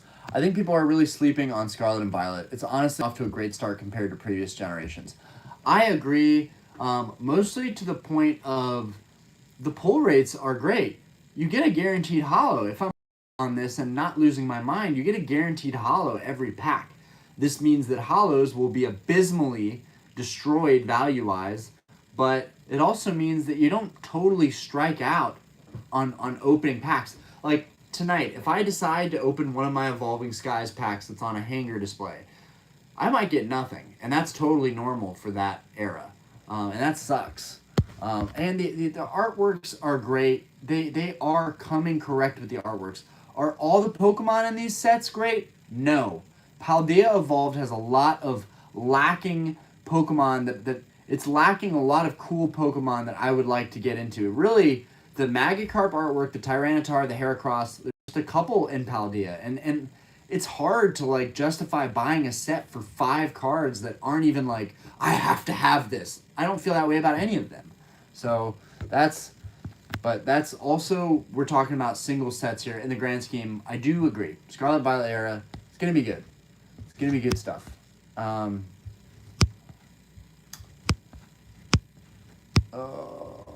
crap. Shadows Jack, congrats. That's literally an insane pull, bro. I've opened over 1K packs and haven't pulled that or Arcanine. I pulled 4 Miriams though. Wait, what? 1K packs? 1K in packs or 1,000 packs? That's a lot. And you haven't pulled the Gardevoir? It's wild. It's wild. And a ton of Gardevoirs. I guess you're meaning the Gardevoir EX. TKK Chaos, the cards and SMV are very nice. They just messed up the chase. Yes, I think TK is right on the money there. People want things that are hard to get. People want the money cards. Let's be real here. And the high-end money cards are usually the Gen 1 through 3 cards too. Rarely see that after that. You rarely see that. Dialga, Pialka, those even were lackluster in Crown Zenith. Those are legendaries, and they have gold cards that are phenomenal in Crown Zenith, but even those didn't do that great. It's really, I feel like it's all about the Gen 1 through Gen 3 Pokemon. They've got to throw some OG chase out there. I'm so excited, though. When you think about like the alternate art dynamic, like if they made Heracross an alternate art and he had his head down and he was ready to like bash into battle, oh my god, that card would be insane. They give some amazing texturization on Heracross and he's just shiny blue armor. I mean, just that could be, there's so much stuff that they could do that could be amazing. Alternate art Aggron, oh my god, I love Aggron. There's so much they haven't done yet. So there's a lot of exciting things that could happen with the sets moving forward, honestly. Okay, keep going up. Keegan, good night, my guy. I love the stream. Thank you, Keegan. Love you too, buddy. Chaos, I often watch Rip and Ship and people spend crazy money opening vintage, but often it would be only worth it if you hit the absolute banger in the said set. Absolutely. Even if you get the banger, even if I got Charizard out of a base set unlimited pack, in a 9 it'd be $1,000. I spent like $8,000 on those 17 packs, or like $7K on those 17 packs after tax. I need a $10,000 card, and that doesn't even like. I mean, I would have to pull that as the first pack that I opened, which that's not going to happen. I'd probably have to open all those packs or half of them, and the Charizard might not be in those packs. But here's the interesting thing, real quick, about those base unlimited packs. The old couple that auctioned me those off, I told them if you could. Tell all the people that buy these cards, just send them a little message, hey, can you let me know if you pulled the Charizard card? And they let me know. They got messages back from people. People had pulled the Ninetales, they pulled the Raichu, but no one had pulled that Charizard yet. So I am under the assumption, based on no one reaching out to them yet, that I for a fact should have a Charizard in one of those packs. The hard part is knowing what pack. Aside from weighing the 11 that weigh heavy, I have no idea which one it could be, and you're just losing hella money if you open the wrong cards. Chansey I think is another banger. If you got the Chansey, and I love Raichu. If I got Raichu, I'd be so happy. Venusaur, Blastoise, I'd be so psyched to get those. But yeah, who knows when I'm going to open those base set unlimited packs. The day that I buy a base set unlimited box sealed is probably the day that I will open those packs. Yeah, people often get nothing. Back to your point before I went off on tangents. Chaos, local shops is how I mostly collect these days. I personally love the hunt of shopping around. Also, what I like about my local shop is they have all the modern arts, like the secret rares, and kids just pull them and they want to get their money back for them immediately. I'm in that shop thinking, what if I bought all the secret rares in this display case right now? What if I bought all the secret rares and just started auctioning them just to see what they would go for? I mean, I would probably break even and I would have more sales, or I could at least make a couple dollars off each one, and all I had to do was walk into the shop, pay cash, get a deal on them, work out a bundle price, and then boom, I'm wheeling and dealing from all the cards that the shop is finding for me. So shops, really, people have got to learn to help out their local shops, and I need to shop with my local shop more. And there's a couple in Charlotte that are really good. Antonio, what is a card you would love that isn't a legendary or Charizard? So many. Oh God, Blaine's not even Blaine's Arcanine, but Arcanine as a whole, I think, is amazing. To that point, I think it's very obvious. I bought a bunch of blisters from Scarlet Violet just for these Arcanine promos. These promos, in my opinion, are so nice. I've talked about these so much, but like, dude, Arcanine is banger, and they killed it with this promo. This promo is banger. Now, I'm going to have to get my value back on these at some point because I bought all blisters and got nothing out of my blisters. Like, I mean, garbage. But yeah, I mean, Gyarados, Arcanine, Pokemon that no one talks about that I would love to see an alternate art for, Tauros. I don't know why. When I opened my jungle pack on a live stream, I pulled a Tauros and I was like, oh, word, it's Tauros! And everyone was like, yo, that caught me off guard. I thought you got something. But I was hyped just to see Tauros because I love Tauros. Like, that's a sick Pokemon that's not a legendary. And obviously, Pikachu's not a legendary. He's the mascot, but I have a huge thing for Pikachu. I know when Crown Zenith came up, I was buying off the wazoo all those Pikachu promo boxes. I love these Pikachus, and I think they're going to do really, really good over time. So yeah. So I love, we got some Sun and Moon bangers back here. Found those in a shop. Yeah, you know what? The shops are pretty good. You might not find exactly what you want, but that's a great way to build your collection on a budget affordably. I will always think of the card I really wanted to talk about after the stream, but yeah, I'm with those for now. I'm trying to think of any other Pokemon that I just absolutely... Raichu's not a legendary. I love Raichu. That's kind of the same thing as Pikachu, almost. I pre-ordered both Paldea and Obsidian. Def shop around. You can get a great deal on cases if you go to the right place. I pre-ordered 1,000 packs. Oh my God, dude. 1,000 packs? That's wild. Gyarados I didn't pull. Okay. It's one of the biggest chase cards in the set. Hard as hell to pull. Wait a minute. Wait. Seriously? The Gyarados? The Gyarados that I just showed? That's one of the hardest ones to pull, the full art Gyarados? Wow. That's awesome. And just goes to show you, I picked up some random packs and pulled that one. An awesome Pokemon that needs a banger is Haxorus. I'm honestly surprised he doesn't have a card better than a regular holo. You know, that's and I love hearing interesting, opinions about these newer Pokemon. Haxorus is sick. I agree. That Pokemon looks awesome. I think anything that's like a dinosaur is really, really cool to me.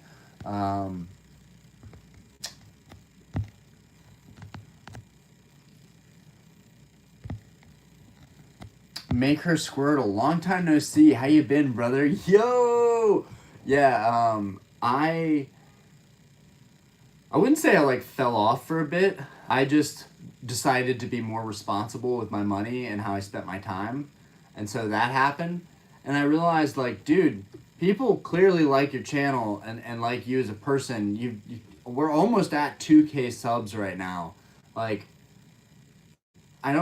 think for the longest time I just felt like there was something to prove, and now I'm just chilling, and now I'm just doing lives right off the rip, people popping in, having an open-ended discussion. I don't think there's many YouTubers in the Pokemon space that are comfortable just doing a random thing and seeing what happens. But we've been doing that now for an hour and a half now.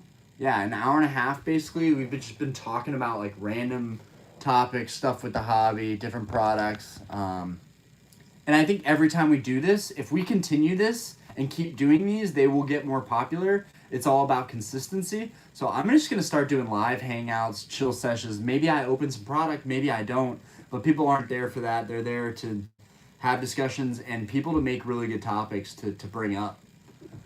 That I guess I will be the voice for in a lot of ways. Nah, dog, I fell off though. Dude, I love seeing your name though. Maker Square, dude. And I imagine that like a lot of people weren't going to be watching my content for a while, because like if I need to take breaks and like not look at YouTube for a while, other people need that too. YouTube is just as bad as TikTok. I swear. I finally like got off TikTok like 3 months ago. I was like, this is too much stress. I'm making TikToks, I'm making YouTube videos. Let's just stick to YouTube, because I already love doing that.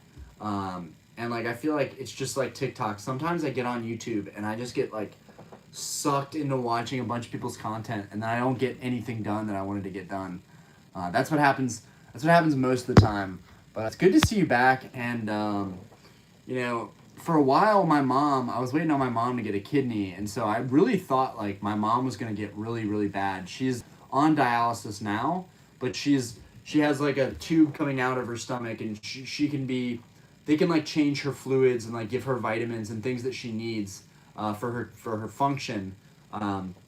So to be short, there was a period where I was like, YouTube is irrelevant right now. Like my family's health is like the most important thing going on right now. I can't think about making videos. So I think my mom is gonna be okay. We had someone call to give my mom a kidney, but they were a bit older, and my mom decided to turn it down, which I'm not happy about. But my mom is gonna get a kidney, and that gives me a lot of peace to like just, I'm gonna get back to making videos and feeling like I'm a little kid again, because I know everything there is gonna be all right. That, and I was spending a ton of money, so I'm really happy. Like my mom is healthy, my finances are back in order, and now I'm gonna be watching Pokemon. Like I'm gonna be staying really current with it and trying to make better decisions and trying to spread, you know, better vibes and better advice and be as transparent and straight up as possible. And that's the Orion that you didn't know before, because before I was just obsessed with having everything, showing off, having the nicest like. You're never going to have the nicest collection. Never. There's always going to be somebody that has something better, and I think I've finally like accepted that and can even congratulate other people on their like hype cards, on their collections, because we're all trying to do the same thing, right? Where's the Nah Dog fell off? Yeah, it's actually pretty cool to chat like this. Thank you. I like to think so. Like I didn't schedule anything. There's still at least 20 people here at one point, and honestly, even on my most hypest like openings that I did lives for, the max we ever got was like 50 people or 60 people in a chat. And I was stressed out about doing it. I was like, the whole day I'd be stressed out about like when I'm going to go live tonight. Like, is it going to be cool? Like, are we going to get a good pull card? Like, how am I feeling? Not being stressed out about what you're doing. Like just doing a live and being like, it's a discussion hangout. Like, I'm really glad I just kind of took a leap of faith, because this could have been a total flop, could have just been silent. Nobody could have came out to the live, and everybody that's here right now has changed that. You've actually helped direct this channel in a new position that I think is going to be really good for it in the long term. Oh yeah, David Demore, where's the lizard? My bearded dragon is getting huge, y'all. Like he's a fat little dude. I'll go get him. If you guys want to see my bearded dragon, I'll go get him. David probably remembers, I got a bearded dragon a couple months ago. His name is Zard. Zard the lizard. And yeah, he was just a little guy. And now he's like fat lizard. I think a lot of people like seeing packs opened. Benjamin, yo, what's up? What's up, homie? Yeah, I think it's so entertaining, right? It's a luxury. So even I've done it, right? I'm like, oh, I'm never going to be able to afford buying and opening vintage packs all the time. But I can watch PokeRev do it. So like, you know, those guys, they're making great revenue. They're having the time of their lives, but they're also giving us all the experience again to like see these things open and see what the pulls are like, see what the pull rates are like.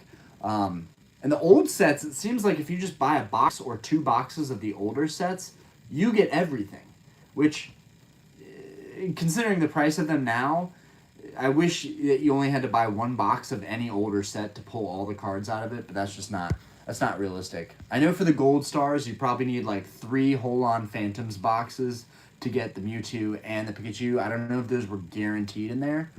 They definitely should be for the prices of those boxes now. Cashmere Fire, I'm behind the stream.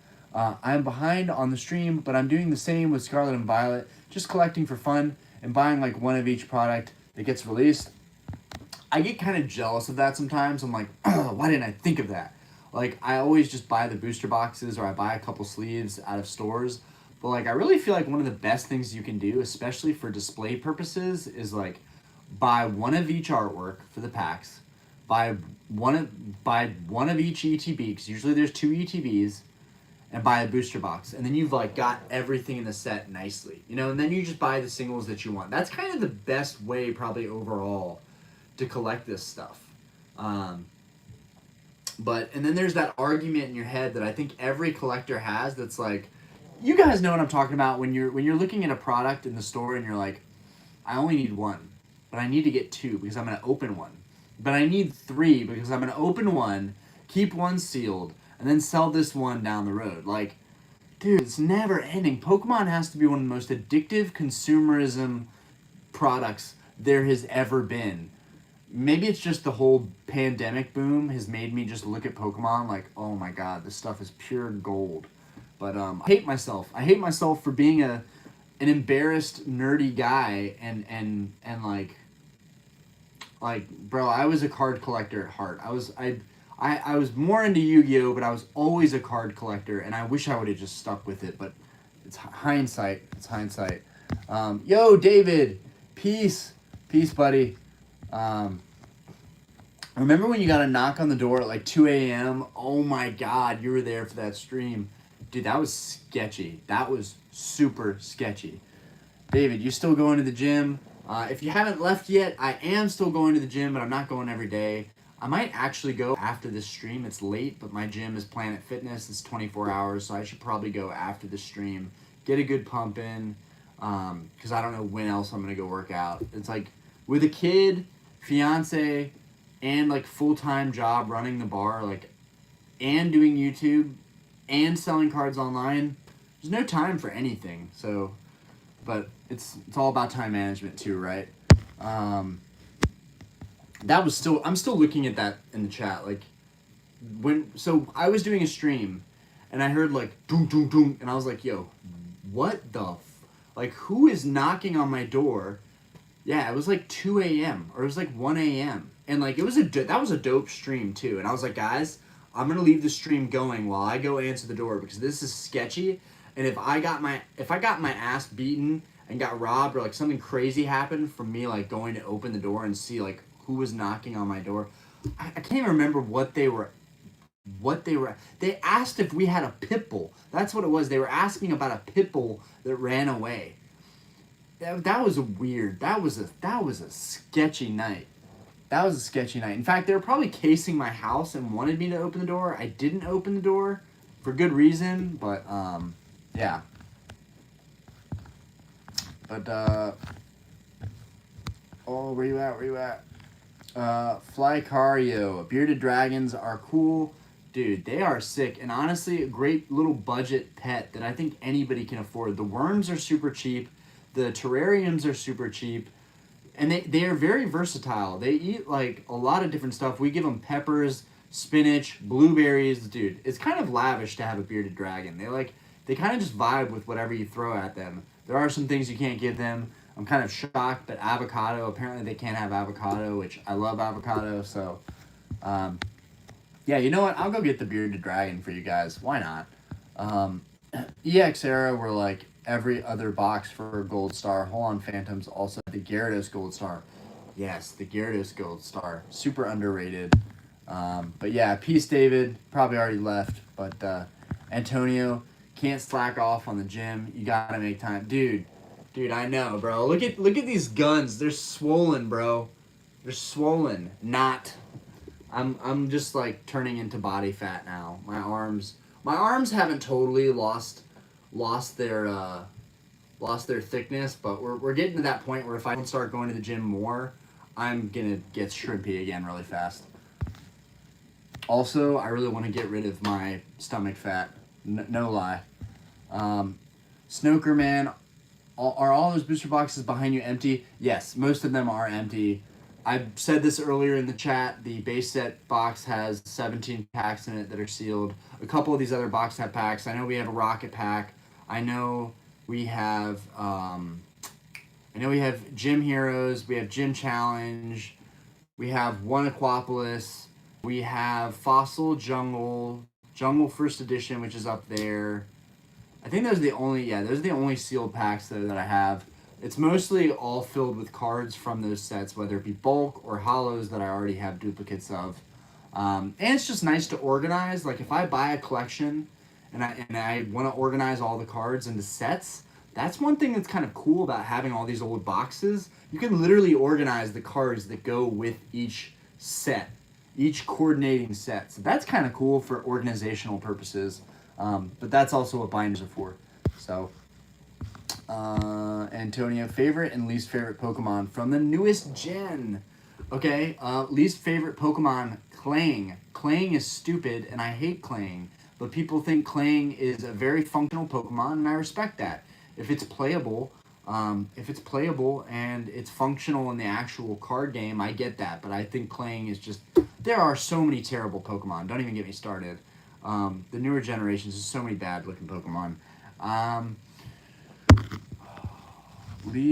Favorite and least favorite Pokemon from the newest gen. Newest gen that I'm favoriting, though, is the Koridon and the Miraidon. Oh my god.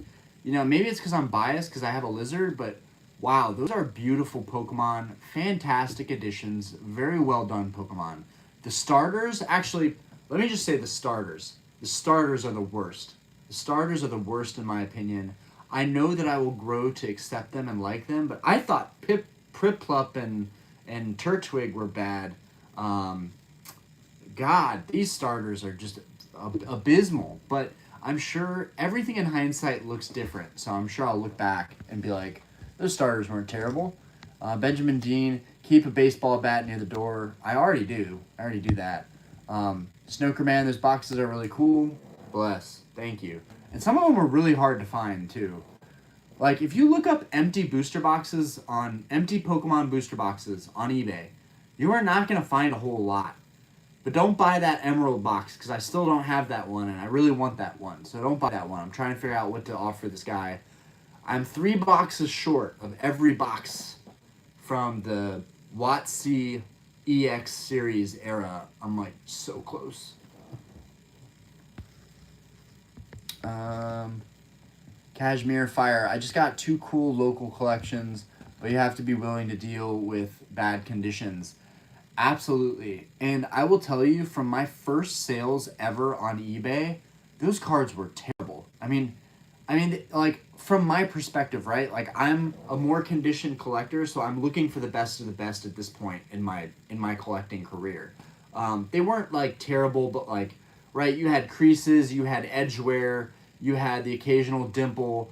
Those things, to me, drive me crazy, but most of the cards I bought in local collections had that stuff. But people online they really don't care, and I'm very transparent. I'm like, this card has a crease, this card has a dimple, this card has surface scratches out the wazoo. There's a lot of people that collect damaged cards, and there's a huge market for that. So honestly, whatever you can find, whatever you can scavenge is worth something, especially if they're OG hollows. Those things just $20, $20, $20, $20, easy. So congrats on that, Cashmere. Chaos, Sword and Shield starters were worse. You know, were they though? Were the Sword and Shield starters worse? You think they were worse? I don't know. I don't know on that one. But still, I'm really happy with Scarlet Violet base. I bought, and I'm biased with Scarlet Violet base because I bought 4 cases of it. But I just knew I loved Koridon and Miraidon. I was like, I feel like those cards could be bangers in the future. Once people really warm up to them, like that's gonna be a sought after card in the future. They just have to make, well, they already made the alternate arts for it, and they are not that expensive, but who knows? Who knows? But yeah, I personally really like the Koridon and Miraidon. I love Sword and Shield, the whole era. You loved the whole era of Sword and Shield? Are we being honest here? The whole era? The whole era. Oh, let's see what we got. A new. No, I don't think the whole era was good. I think there are definitely some sets. Darkness Ablaze, other than the Charizard, wasn't that great. Fusion Strike, don't think it was that great. Team Plasma Grunt. Why do you call yourself a collector?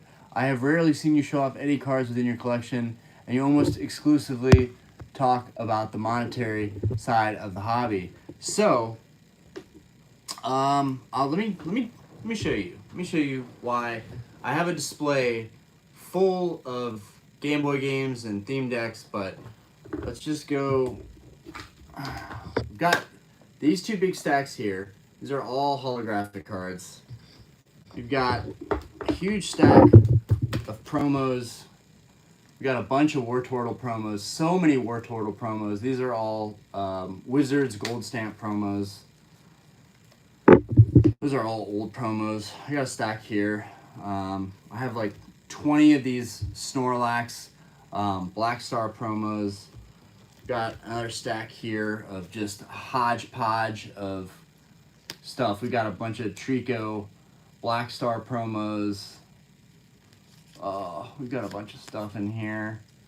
Crystal Guardians, Pop Series, Crystal Guardians. Oh man, there's a lot of Pop Series in here. That Venusaur is beautiful. The Suicune. More Pop Series, Vaporeon. We got some Cosmic Eclipse thrown in there. There's some nice stuff. We got some. Is that some Japanese? We got some Japanese vintage. These were all acquired recently. All right, Ben. Peace out. We've got Dragonite here. That's a beauty. This Japanese Dark Blastoise. Got this Typhlosion. Got that Mewtwo. That card's super clean. Oh, these were... I loved Crown Zenith. I picked up a lot of these Suicunes from Crown Zenith. Dude, if you haven't seen me show a lot of cards, you got to tune into the channel more, because I've been showing off cards in my collection. I've got 400 plus videos. I've been showing off so much stuff. And that's why I talk about the market a lot, is I'm trying to move away from showing off like my collection. I think that's something that a lot of the big guys have. A lot of them are really, really humble. They don't need to show off their collection. They have an insane collection. But that's, I definitely love stuff like that, asking like that. But and let me keep going. Oh, and this one has a good bit of Yu-Gi-Oh! But oh man, this thing is so heavy. Oh, this is the Charizard briefcase. Got a lot of... Oh man, there's so many Charizards. Okay. Alright, we've got... I submitted this guy myself. That got a 5. That was my first Charizard coming back into the hobby. That was a Shadowless Charizard. Shadowless Blastoise. Those are all Shadowless. Let's get into... got some Zards over here. We got a Japanese one. I got that out of a collection. We got a base set, a dark, another base set. And then I bought an XY Evolutions Charizard because I think these guys are going to do extremely well. More Dark Charizards. Here's a, I love Yu-Gi-Oh! Too. Here's a, is that a Dark Paladin? Dark Paladin, is that a, yeah, that's a first edition from Magician's Force. I absolutely love this card. I don't know how I feel about AGS grading. People think that they're the best because they're robo grading. I still don't entirely trust it. Oh, here's some, I actually pulled this full art. It's a super nice full art.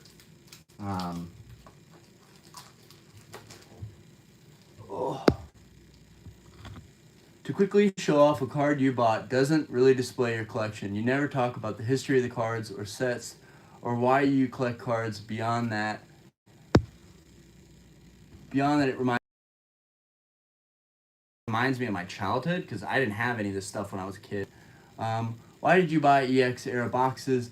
And why do you not talk about the significance of that era or sets and why you care? Well, Grunt, I respect you for asking questions that you may think others don't ask. I've talked about those sets a lot. I'm guessing you don't want to see the rest of it, but I'll just let that stuff sit there. It's a pain in the butt to show off anyways. Talked about all the sets. Like I said, if you want to go through 400 videos and go through all that content, you can go through it. I am certainly no expert, and that's also why I'm having these live discussions to talk about the hobby. You know, if there's questions you want to ask, if there's something you want to ask and you can add to it, and you can maybe inform people in a way that I can't, that's great. I'm definitely no expert in this. I've only been collecting again for a couple of years, and I've only had this YouTube for like a year and a half. So you have every right to be, I guess, a skeptical, what do you call it, fan of the franchise. I'm not sure what you would like me to answer specifically regarding the EX era sets. Why did you buy the EX era boxes, and why do you not talk about the significance of that era, the sets, and why you care? Well, I definitely have.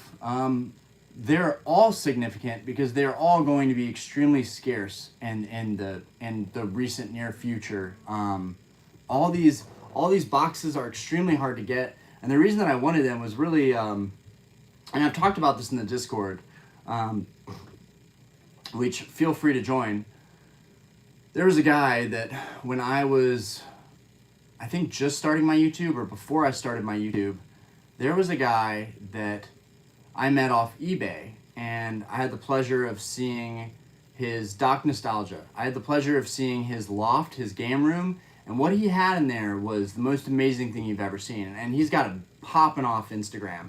But it was every set, every Nintendo game, every Game Boy, every Pokemon Game Boy game. It was everything. And he had the whole history of it. Now, he had this stuff as a kid. That really was his true attachment to it. Me, I didn't have this stuff as a kid. I really wanted to have it again. It was kind of the betrayal of me being a card collecting nerdy kid and just thinking I can't continue this in high school. People are going to judge me. I'm never going to get a girlfriend.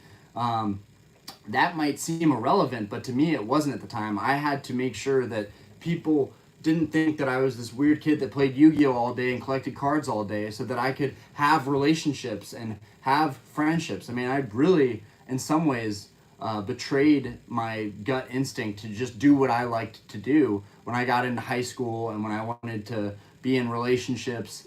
And even now with fiance and a kid, it drives my fiance crazy sometimes how I collect. So even now, I shouldn't exactly be collecting as much as I am, but I just didn't have a lot of this stuff. And the way I see it, all these modern sets, you can buy them very easily. They're all over the place. They might go up in value over time quickly. They might have some fast growth, but these boxes and these sets, first off, these boxes are like 50 grand a pop if you're gonna buy them as sealed boxes, right? With all the packs sealed. I can never afford that, right? I don't even think I'm gonna afford that in my wildest dreams in the years to come. You know, who knows what will happen with this YouTube in that time frame. But what I could do was I could do something similar to Doc. Even though I can't afford, the nicest, newest stuff, I could afford to buy the empty boxes. I could afford to complete all of my binders with all of these sets. I have almost all of these sets, about 70-80% complete. I really love all these sets. I think the artwork is simplistic. I think that it's better in a lot of ways. Modern is great because the cards have great texturization and the artworks are definitely more advanced. There's more movement. There's more of a story going on, than like the example, me just showing you base set Charizards. There's not a lot of going on that card. But that doesn't change the fact that I didn't have base set Charizard as a kid. So that's a card that I really want to have, that I want to have like a briefcase full of. I just love that card. And I think a lot of people will judge me on that, not being necessarily maybe a true collector because I have an obsession with Charizard, and Charizard is such an overplayed character. But, man, I hope that answers your question. that's what these live discussions are about. They're to talk about stuff. If I haven't already mentioned why I have this stuff in previous videos. But I wanted to make a really cool display. When I started this room, EX Era is fire. It is fire. And those cards are astronomically expensive. The gold stars from EX Era, I mean, those cards are crazy. And we got somebody in here that has pretty much that whole collection complete.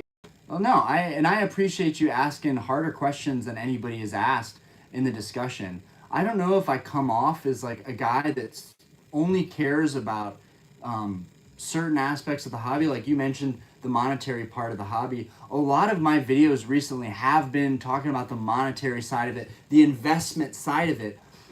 If you don't know this, it's pretty hard to come up with content on the fly for YouTube. It's pretty difficult. So it makes it a lot easier when it's just like, okay, instead of ripping stuff opening product all the time and wasting and gambling a bunch of money away, I'm going to be tactical, strategic. I'm going to collect the things that I like, and I'm going to talk about the market because that's really easy content.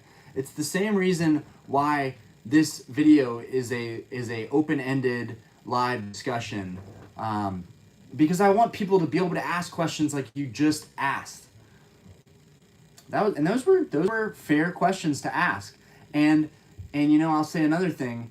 Just because someone flexes a briefcase of cards, you're right. That doesn't mean that they're a collector. That doesn't mean that they're a true collector. That means that they had money to spend on these cards. And for all you know, I'm an idiot and I overpaid on all those cards that I've collected.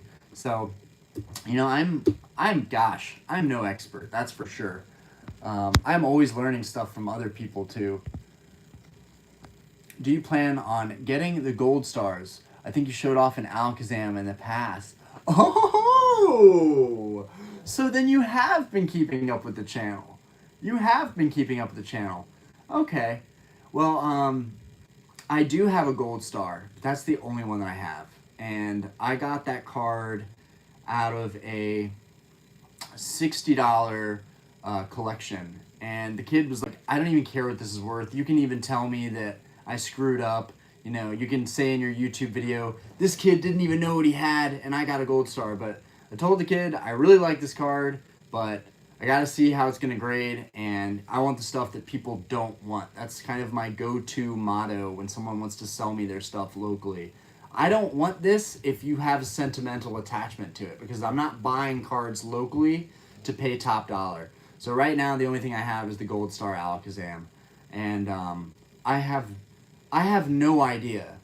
I have no idea how I'm going to accomplish collecting the rest of the gold stars. It just seems like it's financially completely out of my stratosphere. And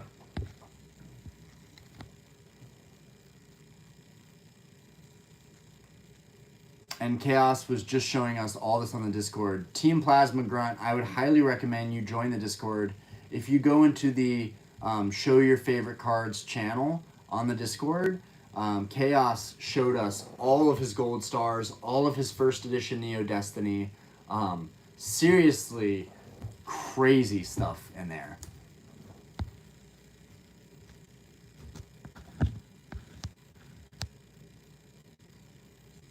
Oh, Danny, he is a true collector in his heart.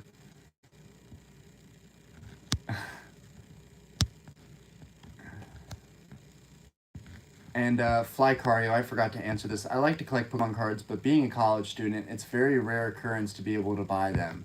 Absolutely, we've all been through that. I think very few people made it their business in college. You know, they were selling cards online, so it was sustainable for them. But yeah, jumping into this hobby with how expensive it is in college, I wouldn't recommend it. But you got to do what you love too. Where are we at? Chaos, are they raw or graded? Chaos, raw. Yeah, dude, I was so jealous when he popped off in our Discord and just started showing all those cards, dude. That was just nuts. On top of that, he had completed Skyridge Crystal. Chaos, you're about to blow up.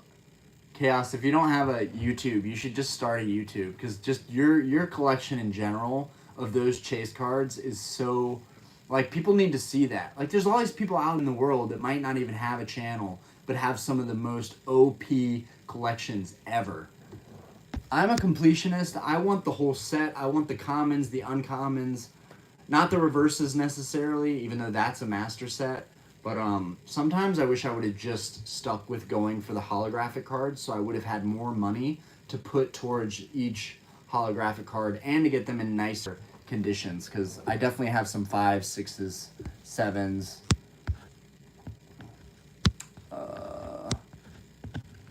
I think if you love it and the monetary value is secondary, then you're a collector, in my opinion. That definitely would make me a collector, because I definitely lost my butt on a lot of cards that I bought, but it also means that I didn't do my due diligence, and I definitely am a little bit embarrassed about that. I have definitely overpaid on certain cards, but the trial and error, right? Chaos Emperor grading wasn't really a big thing when I collected heavily. Yeah, me and Chaos had talked about this in the Discord. You know, I was explaining how I just don't see the value in tacking on $15 to $100 more on every card that I want to get graded. Binders are still pretty great.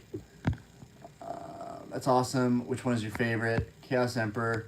Probably the Mew or Charizard. Mew is my least favorite. LOL.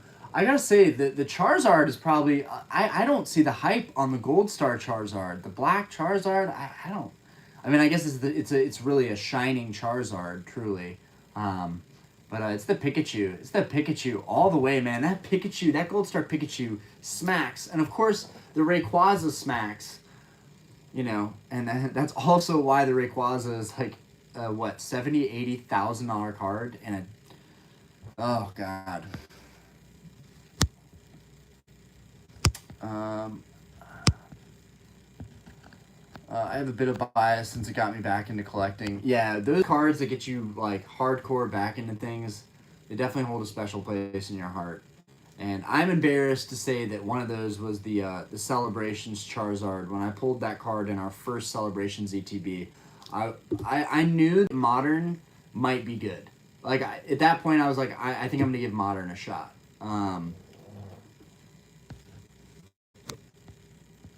Also, to be fair, Team Plasma, Chaos got a lot of these cards back in 2015, 2016, 2017.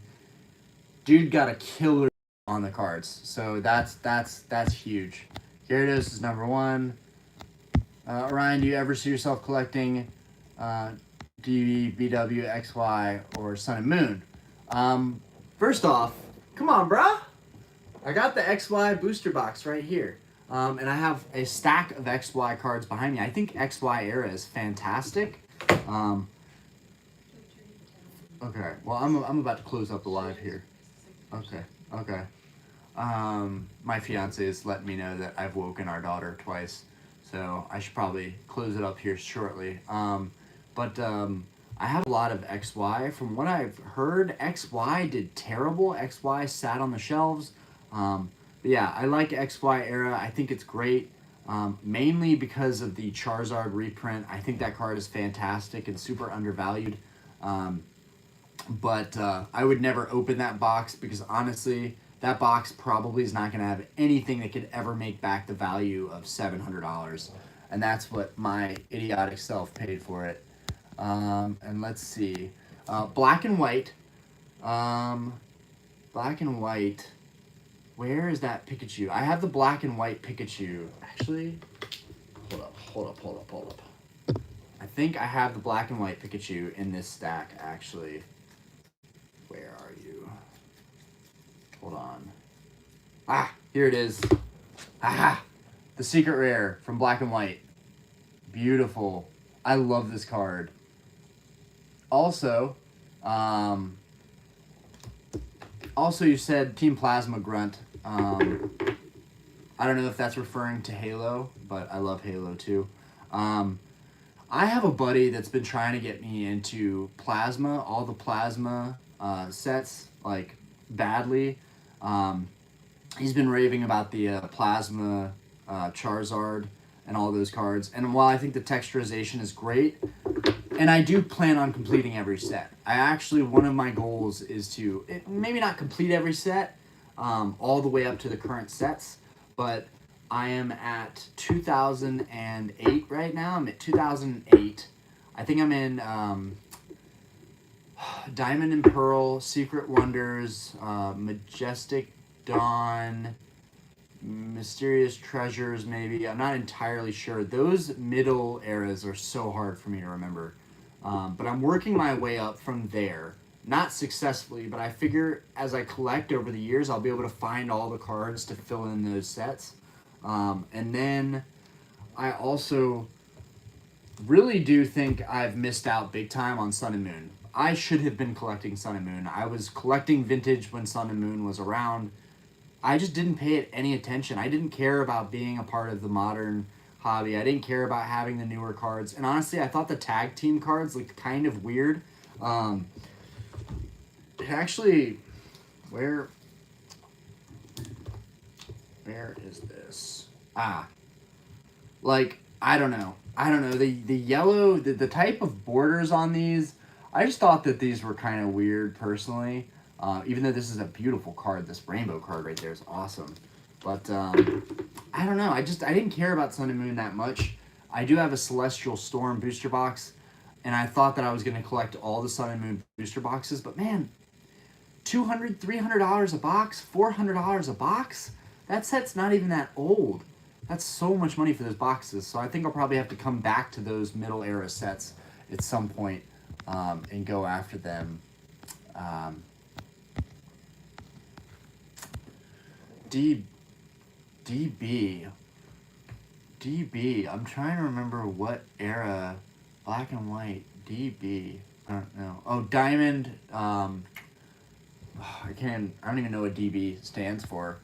I'm just thinking before black and white. I'm just trying to think what we had. I'm blanking out right now. I don't think I've seen much of those eras represented in your vids. Yeah, that's because I don't have a lot of them. Yeah, Diamond Pearl. I don't have a lot of them.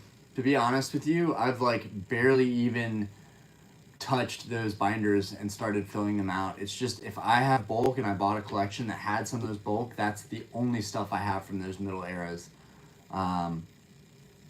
And I'm not looking forward to going after those because I know I'm going to at some point. I'm going to be trying to semi-complete some of those eras. But to be honest, that's just not those aren't the most important things on my radar right now.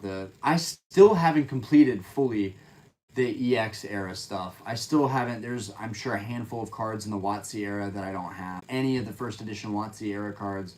So, but you got me on that one. Those are eras that I have definitely been neglecting. You have to see the Charizard in person. It's beautiful. Oh, you're talking about the Plasma Freeze Charizard? Or the Plasma Storm Charizard? So many plasmas. My buddy Valeri, the guy that actually showed me all those cards, he actually sold me my my Neo Destiny Shining Celebi. That guy is trying to get me onto those Plasma Storm cards heavily. And honestly, those cards are beautiful. You're right. I should talk about those cards, and maybe that's something that I can do some research on and look into because I really don't know much about that era. But when he was showing me to them, there are definitely some beautiful cards, and you can definitely get them for a decent price still right now. And he was pretty knowledgeable about his stuff, more knowledgeable than me, and he was ranting and about the whole Plasma set cards.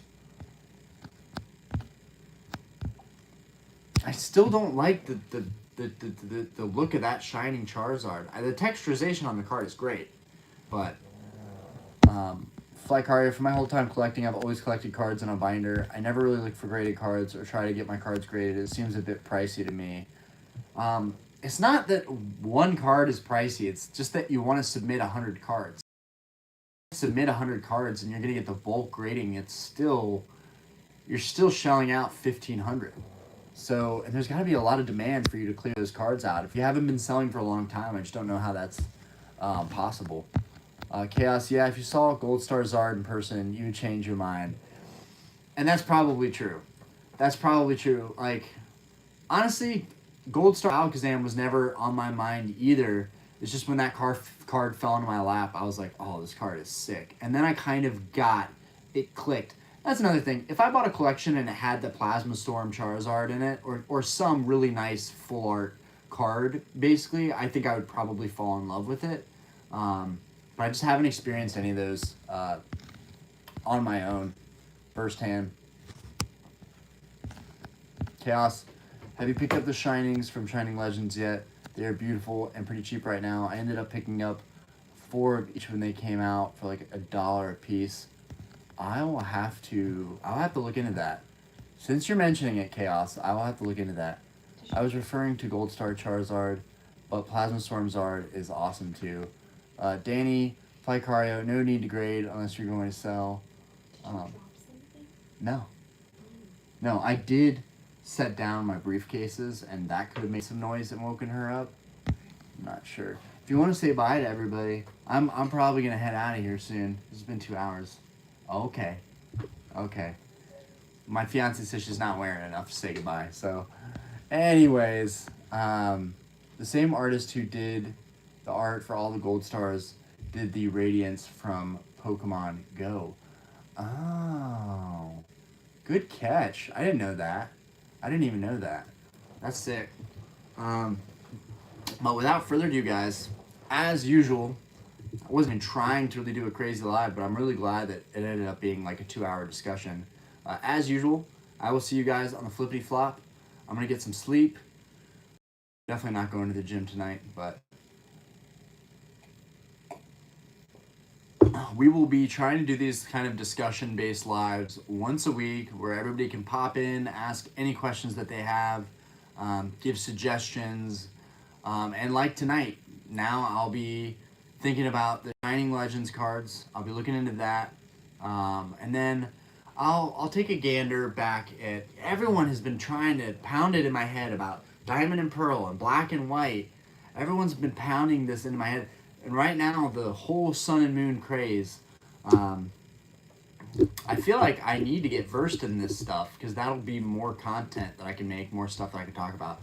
Later on, maybe we can meet up at the Collecticon something. No, we can definitely meet up at the Collecticon. For sure, dude. For sure. Danny, I've only recently started selling cards and games on Mercari. Actually, Mercari is pretty good. I did really well on Mercari, but that was also during the Pokemon boom. And now things are definitely slowing, and you can feel it.